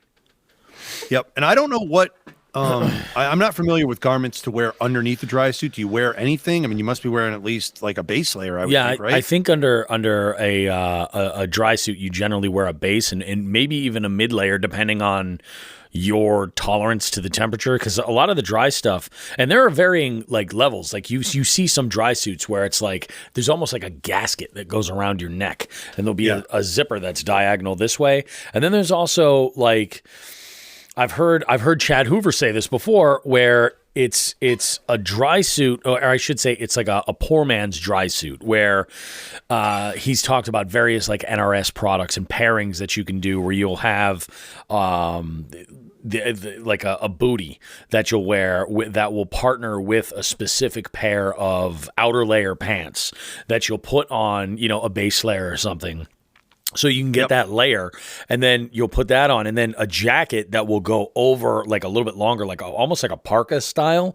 But you'll see some of these will have like almost like a traction on the inside to create like a gasket around that midsection. It's not going to keep you dry, but it will keep you drier should you end up in the water.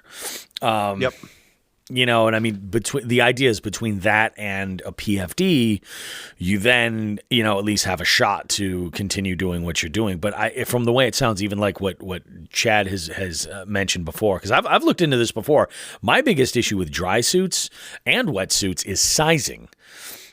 I am a very, very odd pairing of short and fat, and it makes it really tough. So I would love some suggestions, but for me, once that water gets a little bit too cold, where I'm just trying to avoid getting wet, not even falling in, like I'm not even necessarily thinking about that. At that point, I'm just getting to the bank and in survival mode. Like we'll figure that out. And this is also where it helps to go where you're very comfortable, stay near the bank, stay safe, so that if you have to, you're not, in over your head or whatever. You can get to the bank and get out, and ideally get dry. But I wonder if there's any decent suggestions out there for items that would work out that for pairing, because I've heard some folks will talk about, just use a pair of like chest waders or something, and I've heard both sides of it. That is a good idea and a bad idea. I've heard that, and I don't think that's something you want to play with. I think it depends on the type of chest waders, because I have chest waders that are neoprene. Yeah. So they're not going to, they're so tight to my body, they're not going to be really dumping water in. But if you wear, what are they, vinyl or canvas or whatever the fuck they are? Yeah, vinyl usually is what they are, something like that. That might not be the greatest idea, because that's just a bucket and you're going to sink. I mean, the nice thing about the wetsuits, the added bonus is they will keep you afloat. But if you, for whatever reason, go unconscious in the water, they're not going to keep your head above water. You're going to float, but you might be face down. And that might not help you. That won't help you at all. That adds the added PFD. That should flip you over. You know what I mean? Exactly. But either way, like if you're going to continue to go out and fish, please, please, please dress for the weather. Dress to keep yourself alive. Yep. We talk about this constantly. PFDs aside, the two things that I always, or the other thing I see besides lack of PFD use is people not dressing for the weather. So water that I know is in the 40s or 50s, and you see people on recreational kayaks wearing jeans. Yep. Fucking jeans, because it's nice out.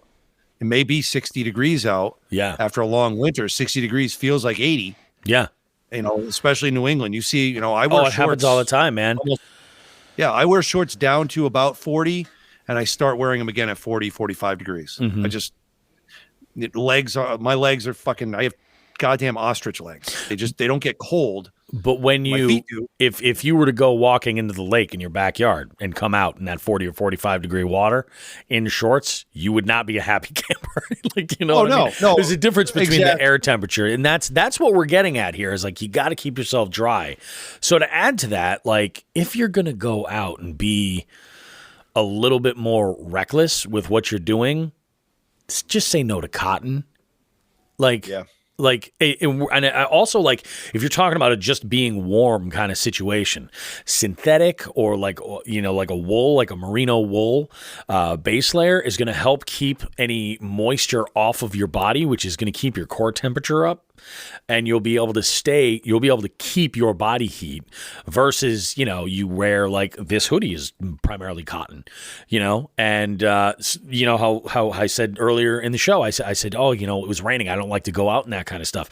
Generally, when I'm going out, that's what I'm wearing is like a hoodie. I have a synthetic base layer underneath it, but I don't want this to fill up with water. Once it does, it's going to get really uncomfortable really, really quick. Yep. And then, pairing that too with neoprene, if you're wearing like a wetsuit, that traps your moisture, heats it up, and you're your own fucking heater. So, I mean, this is something I think it's good to talk about at least twice a year. Yeah, exactly. Right now, when we dip under 120, and then, in the time that between ice out and over 120 is two good times to reminders. So you'll hear from us again. I don't know if you saw in the news, Bobby, recently, but there was a kayaker apparently that his boat was found. He was not. Guy from our area went up to New York. It was in the news recently. Oh, really? I've been kind of paying attention to it, but I haven't heard any details. I don't know what he was wearing. I don't know if he had a PFD. I don't know anything, but I see stories like that.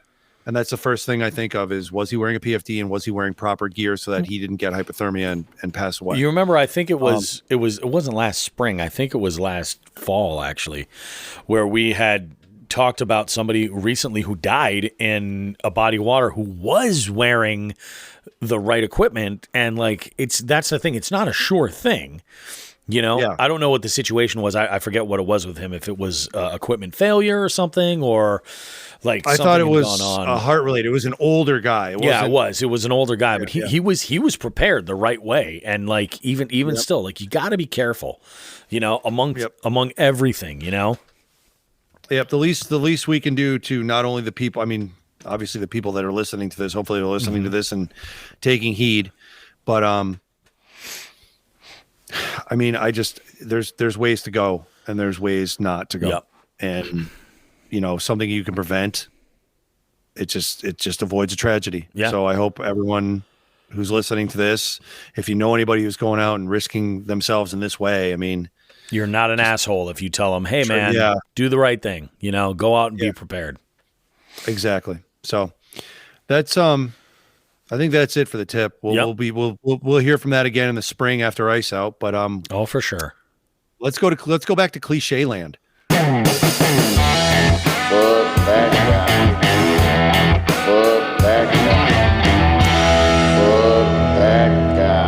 Well, I'm gonna need my phone for this one. This just happened last night. And we've had this conversation before about cliches. And I had, I'm just going to go ahead and run through this almost verbatim. So I had, last night I had gotten home from my event. Everything is great. And I get back in the house and I'm hanging out with my wife and, we're chilling with the dogs and I get a DM and it says, I'm just going to go ahead and read it. It says, hi, my name's Brett, and I'm a high school angler from such and such high school in such and such state. I'm in need for team sponsors since we got a new coach and lost a good amount of our sponsors. So I respond, and initially I had been on a tear for a while where I would just delete these and block that user and leave it alone because it's obviously this is a person that is just not understanding there's a certain way to do this. And number one is being aware of who it is that you're talking to. Like, what do they do? So I write back to him and I said, this was what was different. I had decided I was going to kind of jump in here and get down to it and ask some questions. So I go, hi, Brett. Thanks for reaching out. It's too bad about your old coach. Even worse about your sponsors. Let me ask, how does sponsorship work with your high school team? As a podcast that literally puts out no tangible products, we can't really offer you product. So how can we help? On the flip side, let's say that there's something that you do need that we can help with. What can we expect in return? I said, shoot me some more details so we can figure out how this all makes sense and could actually be beneficial to everyone. Thanks. So he responds by saying, for high school sponsorship ships is kind of a mess reading it. He goes, for high school sponsorship ships, it's $300 or more dollar donation.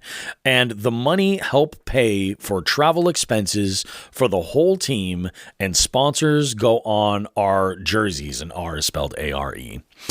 I said, okay. If he's spelling our jerseys with A-R-E, you might need to spend a little more time in class. Yeah, I was thinking the exact same thing. I go, so how many spectators are there for these tournaments? Is there a weigh-in where people might see these jerseys? Is there any team social media that can provide visibility for sponsors' logos? At the tournaments, there is anywhere for 100 to 250 boats, and at weigh-in, you can see the sponsors on the jersey. What fucking high school has tournaments that are 150 fucking boats? Yeah, I think that's bullshit. I don't agree I think that is absolute horseshit. So he goes, so the eyes on the jerseys are the other tournament anglers, ? I'm just trying to see how that visibility can actually help us grow our audience. Keep in mind, we don't have a product that anyone can buy. We are a podcast. He says, tournament angler, boat captains, and the people at weigh-ins. How many people are typically at the weigh-in? He says 60 to 80. I said, we'll be in touch if we think this will work for us. Clearly, we're not going to be in touch because I don't think that this would work for us. It's basically, they're asking for a $300 donation, really is what it gets down to, which is awesome. But that's, again, I almost worded my reply to this kid to educate him. How familiar are you with the underwear gnomes? I seriously almost wrote that, and I was like, no, I don't think that sarcasm or anything is going to, I think it's going to get lost on him. He's not going to understand this. So I was like, basically, we'll be in touch and try and figure it out. Here's the deal, guys. When you're asking anybody, and I'm not saying this as like somebody who's just fed up with dealing with sponsorships. That's separate. Like, we're a podcast. We have nothing to give you. And if we were going to sponsor anything, it would probably be a team nearby to us where the majority of our listeners are around, and we could also have some type of like actual like involvement with that team, at the events. We can't go out to state such and such and go to all their tournaments, and set up a table and promote or whatever. There's nothing like there's nothing for us to, we're basically just handing over money like, cool, put us on your jerseys. We wouldn't even necessarily know if our logo was on the jerseys. It doesn't make any sense. So here's the deal. I'm sure what's happening is that the new coach is like, shit, we need sponsors. You guys are all young. That means you're obviously experts in social media. Reach out to everybody you can and get whatever sponsors you can. So we have to pay for travel. We have to pay for this. And I get that. You got to pay for a lot of different shit. But it would be more effective for you guys to do that to sell fucking candy bars. Yeah. Fact. And it's like I can't. I'm not gonna. This kid obviously doesn't know what we do. Yeah. All right. No, he know doesn't. anything, He's but- just he sees a fishing logo or something and just assumes like, yeah, they'll sponsor. Why not? You know. But I think you and I have we're eye to eye. You and I see eye to eye on this. That this whole podcast, what we do, we are enjoying doing this. All right. Yes. This podcast doesn't pay anything. Yep. We're lucky that we were able to take a listener out after 2 years for fucking a meal at Max. You know what I mean? That's what I'm saying. Like, and we buy stickers. Like, I try to fucking really, like, go out. Like, anybody can go out and do this. Go out to your local print place and just ask. Say, hey, I need some good vinyl stickers that are what? What are our stickers? 4 inches by 4 inches across? Yeah, I think they're a 4-inch round sticker. Yeah, just get a price on them. Yeah. And then start doing math with what you know about our show. We're not selling a ton of stuff. Yeah. We do have merch, but how much money we we had some previous merch issues that we didn't see a lot from. Yeah, exactly. And Nothing actually. Didn't we make a just- dime on. Exactly. Well, I was being polite about it, but that's Yeah. the truth of the matter. And we put a lot of work into that. So Bobby and I, this is our passion. Like, we like doing this. Yeah. It's a hobby you don't make a lot of money from. It's just like my fishing hobby. Yeah. If I can go out and win a tournament, that's great. But I don't control so many of the variables. It's not a job to go out and fish and catch fish for money. Right? Yeah. It's gambling. It really, really is. Yep. And I do it, and I guess I'm okay at it. I mean, I can control some variables, but just like the other day, I thought I had a really good chance at winning some money. Yep. I thought I was going to walk away and I'd have a few bucks. And I did have a couple bucks, but not anywhere near what I thought, because I can't control the variables to those Yep. fish shutting their mouths at 10 o'clock or whatever time it was. We do this because we love it. We don't have, I mean, we're looking for sponsors too. You know what? Give me that kid's fucking address. I'll send him a fucking message saying, hey, I'm part of EKF. And this is how many people see my shit and listen to the podcast. I'll wear your fucking hat. Sponsor me. Yeah. Yeah. There you go. You know? There you go. The thing know, is, I'll send it right back. for me, I actually don't want to put this kid that reached out to me in the FTG category. It's unfortunate that he was the one that reached out to me and started this whole thing. It's the fucking coach. Yeah. You want to teach these kids something, and it's a high school team. Get them to understand the flow of what sponsors do. Get them to understand the fact that when you are partner with a company, let's just say it's a plastics company, you partner with a plastics company as their sponsor. You're not just taking free product or money. Odds are, I think with these sponsorships, what they want directly is financial contributions. I don't think they want product at all. I think these kids supply their own stuff. I think they have probably a local tackle shop that gives them a discount or something, and that's what it is. So I'm sure that they're all set, but they probably just need the money for the travel, fuel costs, all this other maintenance, anything else that needs to get handled with this. This is part of the reason why I think in our end of the state, we don't see a lot of bass fishing clubs at the high school level. You know, like there's a lot. I think also the weather That doesn't too. help either. Yeah, that doesn't help either, because let's face it, all these kids would be kind of eating up their summers, really, for the most part, or it'd be a really short fall and spring. You know, that would be it. So it's tough. I think that this coach is doing these kids who could potentially, who knows, they could go and have a collegiate tournament fishing experience and then potentially get into like a higher level in the next, 15 years or so. Who knows, depending on where they are now. And if they have a good understanding of what a sponsorship and a sponsoree have to do for one another, like it's not just, oh, we take your money and then we're going to put these, like, who the fuck are you with a logo on a shirt? You know what I mean? Like anybody can do that. That means nothing. Like I appreciate that it's on there, but how many people are on your team? How many shirts are we talking about? And who's going to actually see these things? Is the logo going to be a 2-inch logo that's like on the arm over here, and it's like it's a crapshoot that anybody's going to see it? Like when you ask for, if he was asking for a $300 donation, totally different situation. But he's asking for a sponsorship, which means that there's something coming back. Yeah, I mean, you know what's funny, man? And I know you and I, this is where we don't see perfectly eye to eye because you're self-taught with a lot of this shit. And I prefer going the standard route of, secondary education one way or another. Yeah. Anytime I hear that some young kid's interested in taking his bass fishing or taking his fishing skills to the next level, I always tell him I always ask, what are you planning on majoring in college, or what are you doing in high school, or what are you doing this? And they say, well, I'm going to do this fishing thing. And I always say, you need to get into marketing. Yeah. Then you can continue to fish and you'll learn how to sell products. Yep. That's what marketing is. Or you'll learn how to sell products for these sponsors. Or you're going to spend an awful lot of money having other people sell products for your sponsors. Exactly. You know what I mean? Yeah. Somebody will do it for you. That's what I always say. Yeah. Nobody wants to learn. Everyone wants to do the easy way. Yep. Just there is no easy way. If you want, get out. Fucking, this is a hobby.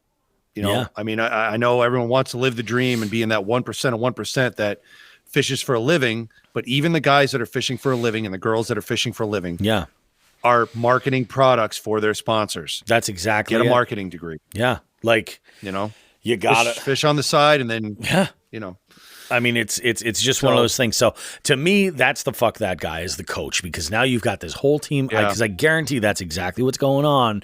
Is he's just sending these kids out blind, like, oh yeah, jump on friggin' Facebook or whatever and talk to people and get some sponsors. See if you can get some money. And that is, you're doing it wrong, man. I'm sorry. And I'm sure there's going to be some people that are just like, oh yeah, that sounds great. I want to support young high school teams or something.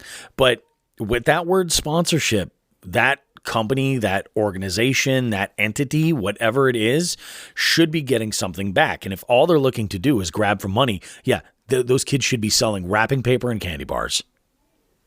Or magazine subscriptions. Oh, I was going to say ads. Yeah. Because we sold ads in our yearbooks. Yeah. Everyone had to sell a certain amount of ads. Yep. Sell ads. Yeah. But use it as like, say, hey, I'm not selling ads. I'm selling space on our shirts. You're this size patch is this much. This is that. That's a different ball game. We have this many shirts. So this is what we're asking for. And we put it on there. But don't but you're right. Sponsorship. Selling an ad is one thing. But selling a sponsorship, I don't know. You know what I'm saying? Exactly. Get a marketing degree, you fuckers. You little fucking piece of shit. All right. We're terrible. Fucking terrible. Here we are. Here come the drums. All right. Here they come. First thing I'd like to go over real quick is the MAKB Fall Brawl statewide battle. We ended up getting 22 people involved on this one. Nice turnout. Really good. And again, you got to pick your own lake. As many inches of bass over 12 inches you could muster in an 8-hour period. So I'm going to go top 5. Really, man, these are low totals. It was a rough day. The top 7, actually, we'll do top 7. Top 7 all broke 100 inches. And I'm going to throw them in here just because of the bass he caught. But number 7, Gravy Fishing. Great job. Number 6, Josh Carvalho. He had 122 and a quarter, or 3/4. Gravy had 115 and a quarter, and one of those was a 20-incher. 5th place, first person in the money, Kelvin Nova with 139 and a half. 4th place, 144 even with yours truly, me. Jim Pattison hit for 188.25, and that's where the jump was made. For 3rd place. 2nd place was Neil Raposa with 209 even. 1st place, capturing the Fall Brawl, Ben Hollowell, 268.25. Nice job, Ben, on a really tough day of fishing. I hate northeast winds and I hate bluebird skies, and we had both of them, and it sucked. And Ben, great job, man. You cleaned up on a tough day. So that's the first thing I want to talk about. Then we have a little bit of an update here. Now we have 2 days left for the Jigs and Bigs October tournament. I have a lot of damn judging to do. I've been really busy and I've been neglecting my judging. So we have, and we got I'm going to go with top 5 spots in this. We have, I would. We got I know it's not a log jam. There's some spacing, but man, it's tight at the top. All right.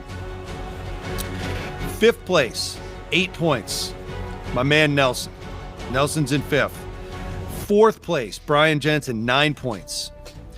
3rd place, after catching that big bass of his, Gravy Fishing, 10 points. Second place, Steve Galloway with 11. And first place, no big surprise. Got a couple more days of that. And good luck to everybody. Have a good Halloween fishing if you can get out.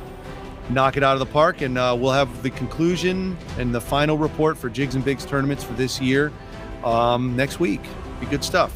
One final thing I want to mention. There was a little bit of a championship tournament for KFL. Unfortunately, this year they couldn't repeat it. But the Mass Maulers went down on Saturday to the Coosa Kingfishers. So congrats to Coosa for winning their first championship. Great job for the Maulers. They had a rough start to their season. They turned it around and got to the championship. Yeah, and they made it to the championship, 2 years in a row. That's great, Yep. So slugged it out.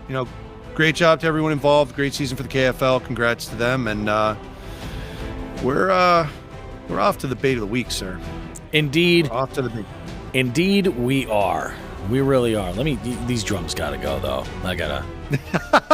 I was hoping you had your finger on the button for the bait of the week music. I was woefully incorrect. I do now. Jigs and Bigs, bait of the week. Oh, my goodness. So this week I had gone out and taken advantage of a little bank end to test out those telescopic rods that I'd picked up from Cast King, the Black Hawk 2s.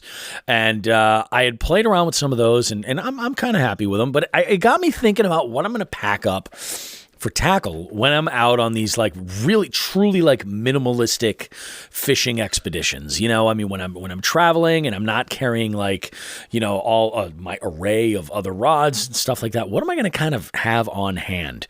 And I threw a variety of baits just to kind of see how they would do. I threw actually on the bait caster, I even threw a 3/4 ounce jig just to see how it would do. And it was okay. It would do all right. It could get the job done.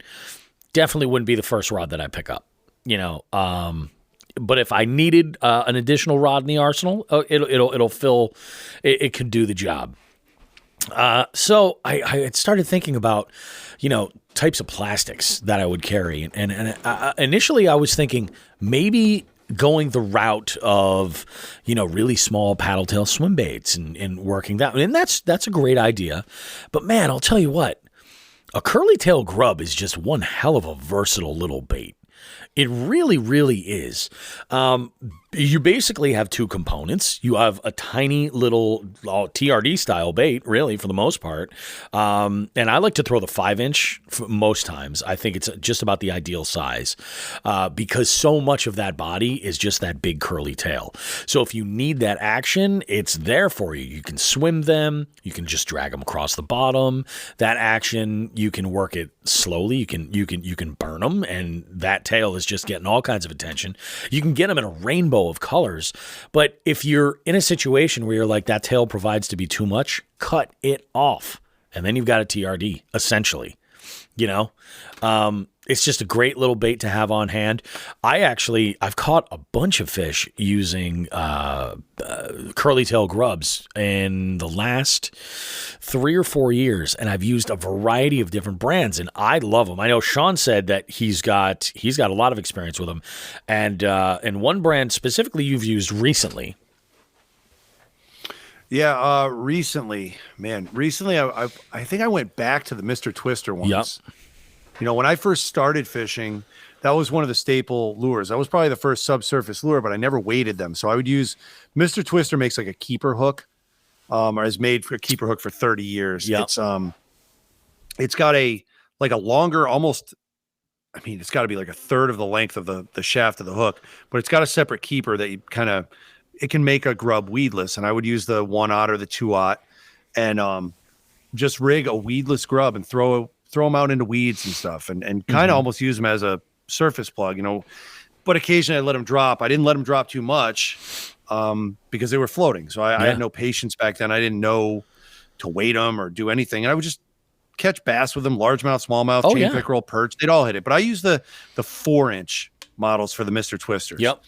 I think at some point I started getting the Cabela's brand or the Bass Pro Shops brand. Over the years, I've tried those. I've used Kalen's salty lunker grubs, I believe they were called.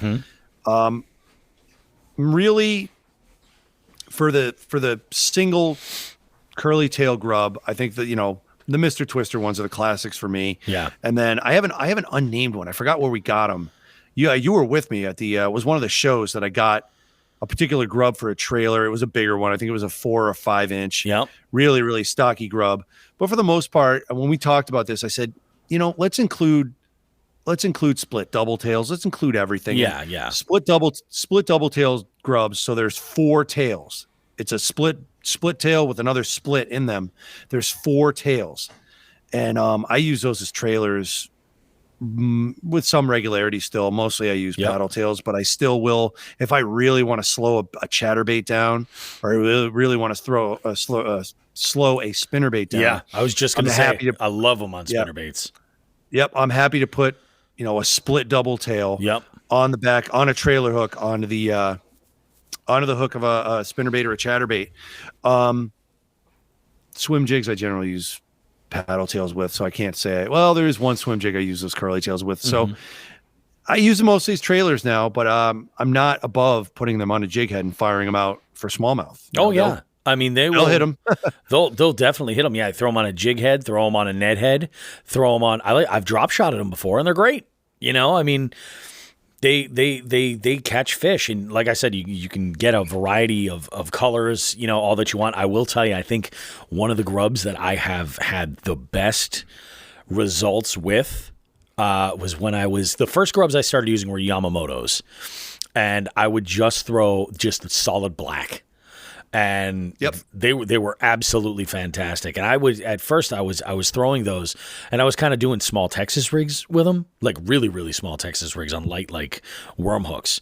And this is when I first started bass fishing. I think this is probably one of the first baits I had ever picked up, one of the first plastics I had ever picked up to start throwing.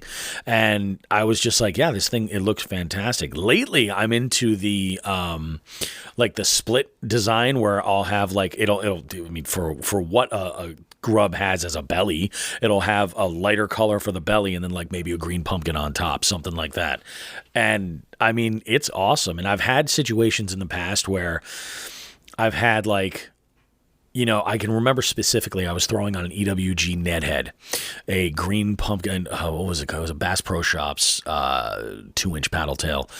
I think they called it green pumpkin shiner was the color. It's got like a silver, like reflective style belly on it, and they were just getting crushed, and the bass were just like tearing these things apart. Like after I'd catch a few, there was just time to replace them. They were just getting torn to shit.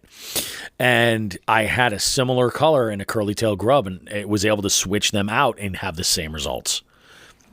So it worked out really, really well. It's just, for me, it's certainly a versatile type of bait that you can use in a lot of different ways. It's got, I think, just enough action, but it's also delicate enough and finessey enough where, it provides that level of versatility that maybe you need when you're out fishing and you've got limited gear. It's something that you can kind of like go to, and it'll emulate a number of different things. So curly tail grubs, I'm with you again.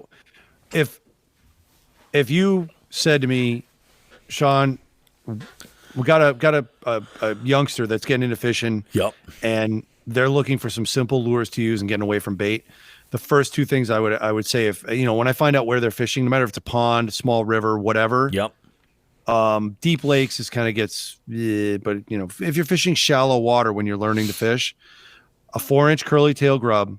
With some sort of a weedless hook and a size 9 floating Rapala, and you should be able to catch fish anywhere. Home run, yeah. And that's all I can recommend. They're a staple, man. That's the bait of the week. Tell us your curly tail grub stories over on Instagram. Fire us some DMs. Let us know if you have a favorite brand or maybe your best catch on a curly tail grub. Let us know. That'd be awesome to hear.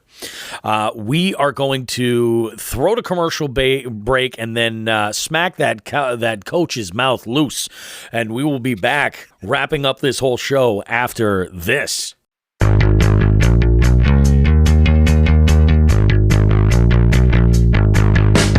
Jigs and Bigs is your favorite fishing podcast, right? Why not show the world how much you love the show while directly supporting us? We have men's and ladies' shirts, hoodies, and a variety of hats. We even have a waterproof outdoor Bluetooth speaker so you can listen to your favorite podcast while out on the water if you like. Check out jigsandbigs.com/shop to visit the store and gear yourself up. If you really can't get enough of this show, consider becoming a jighead and joining our Patreon. It's a subscription that gives you exclusive access to recording sessions that allow you to engage with us as we record the show. We also have some exclusive content there just for our jigheads and even have some special promo codes. Space is limited, so join now at jigsandbigs.com. Finally, if you're local to our area in Western Massachusetts, consider checking out the Western Mass Fishing Report, posted weekly at northeastwildwoman.com. We have amazing contributors providing great content and info for local conditions and what's been going on and working recently. Jigs and Bigs, so much more than just two lightly roasted hippies trapped in the 90s arguing on the internet about fishing.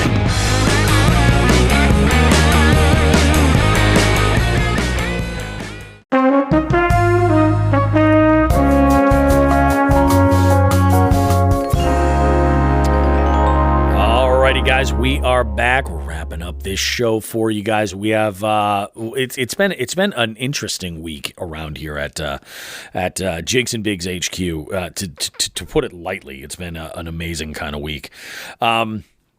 I'll tell you, one thing that I have been doing, and I put up a post on Instagram recently where I was kind of like, sort of the same sentiments of this show, really. Like, end of the kayak season for me. We did it, hit our average that we were looking for trips out. It's amazing. Feeling really good about it. And really, really looking forward to 2023. But one thing that I am looking forward to doing, starting in what we have for the rest of this year and moving forward into 2023, is doing some traveling. And I have a couple of things going. I've actually got sort of a plan laid out there for a trip in early December to fish for some walleyes in upstate New York with Dominic Barone. And I'm trying to get some friends together to come out and do the whole truck camping thing with me. So, this is going to be freaking cold. It's going to be something I've never done before. It's like every time I go out for some type of a trip, there's something new going on. You know what I mean? I've got to kind of make some adjustments. So I'm working on that, putting a few things together to kind of make that happen. Really fingers crossed, hoping that this all works out, because we've got there's a lot of moving parts with this one trip.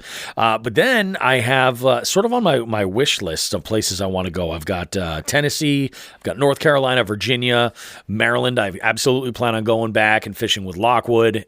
In fact, I had mentioned to my buddy Paul, I said, you and I should definitely go into snakehead country and make it a point to each catch a snakehead in 23.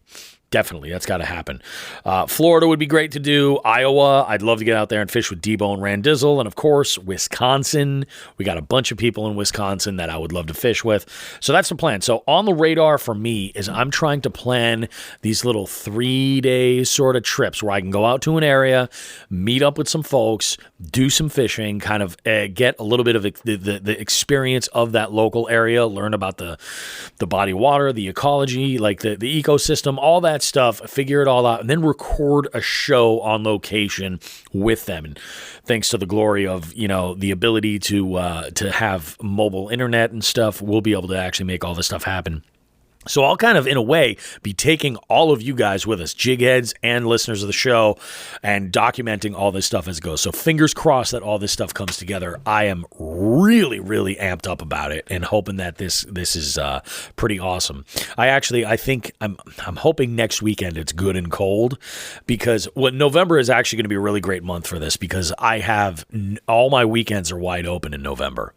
So what I'm hoping to do is if we get hit with like a really heavy cold front, where it's cold, like below 32, I'm going to set up my truck in camper mode, and I'm going to set it up in the back, and I'm going to sleep in there and see how I do. I did prep a little bit, Sean. I had been researching ways to keep warm with truck camping, or when you're camping, period. And I'm trying to obviously avoid any type of situation where I need fuel, propane, butane, anything like that. So I'm not looking to run a heater inside and in the Forerunner and die in a car fire. That's that we're trying to avoid. Propane, butane, any of that shit. Any of that shit. Hot mops. If it's a alternative, I'm looking at it. And one of the things that I had looked into was the hand warmers. Taking the hand warmers before I go to bed, opening like a few packs up, putting them in my sleeping bag to kind of like preheat my sleeping bag. Ooh. And then climb into that. Yeah. So I'm kind of working on that. I'm also working on like the layering system. Like I'm probably going to be sleeping in a base layer, which for me is a lot of clothes to be sleeping in. I know that's TMI, but you guys, I'm treating you like adults, so that's kind of the plan for me. So I got to figure out what's going to work. I just don't want to, freeze to death. That's what I want to avoid. Should be okay. Yeah. And otherwise, man, I think that's kind of all I've got for like news for this little segment here. Good news is that I have on my calendar now, I'm supposed to record an interview with Adam Blumecki, and I am excited to do so because, man, he and I have gone back and forth on Instagram now for like well over a year. All kinds of different stuff. In fact, he was the guy who recommended to me Jim's Market in Medford, and from what I understand, they've been closed the last week for renovation. They're doing making some changes over there, and I think I might be doing New Year's Eve. So this is a situation that I have that I'll throw in there as a little extra. I just booked an event that has me, I don't want to say concerned, but it definitely got my attention. So I got a lead that came across my desk for an event that was on New Year's Eve. And I said, okay, New Year's Eve. Now, anybody in the event business does this, but we keep generally a separate set of rates for like specific holidays and stuff. You want to book me on a holiday that's going to interrupt the time that I could be having, doing the things that I want to be doing, spending the time with the people I want to be with.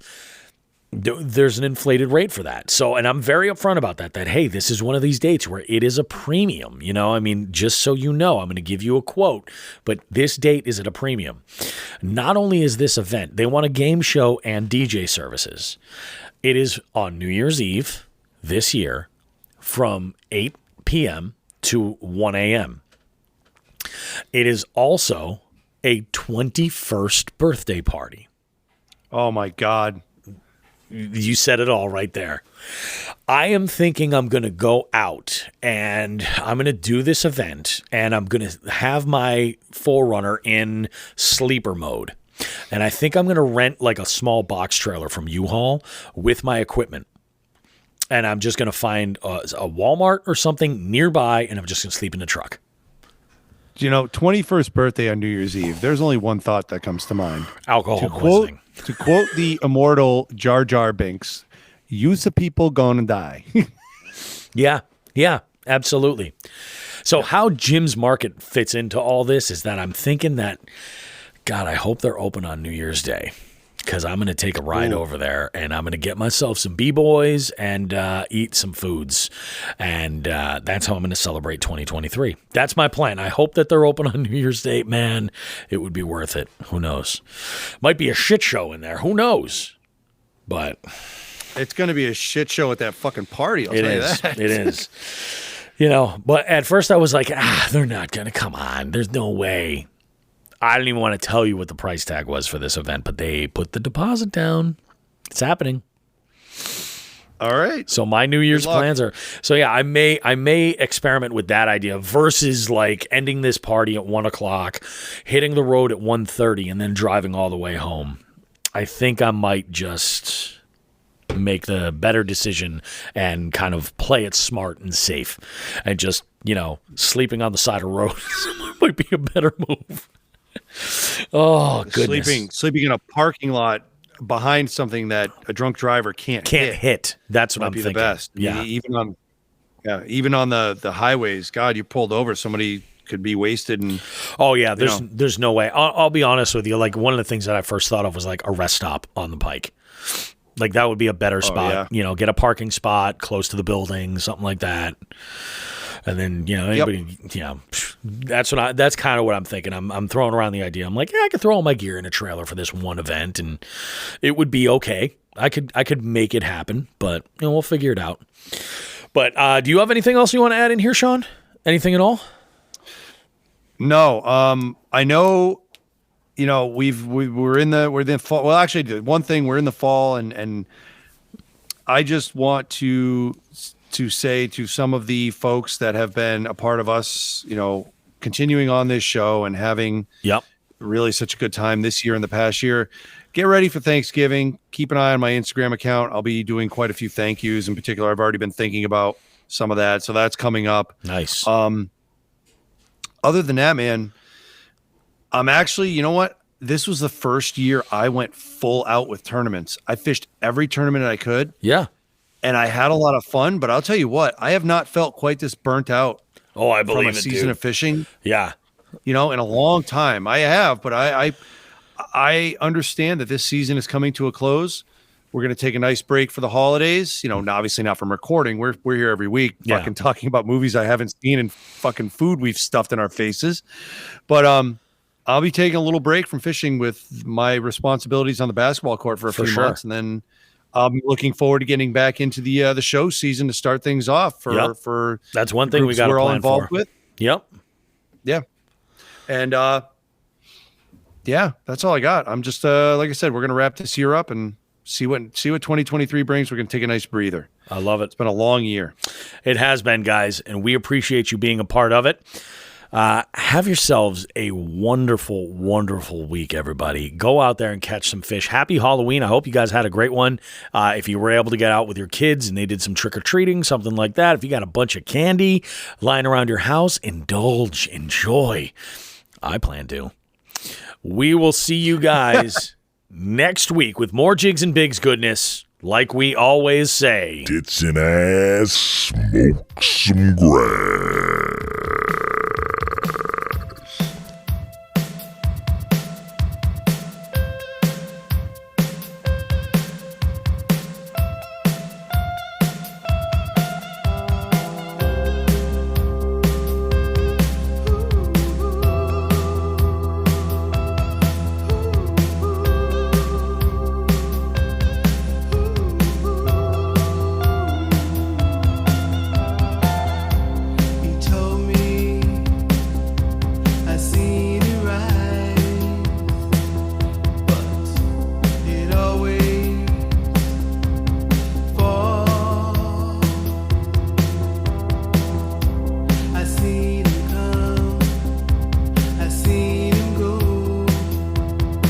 He said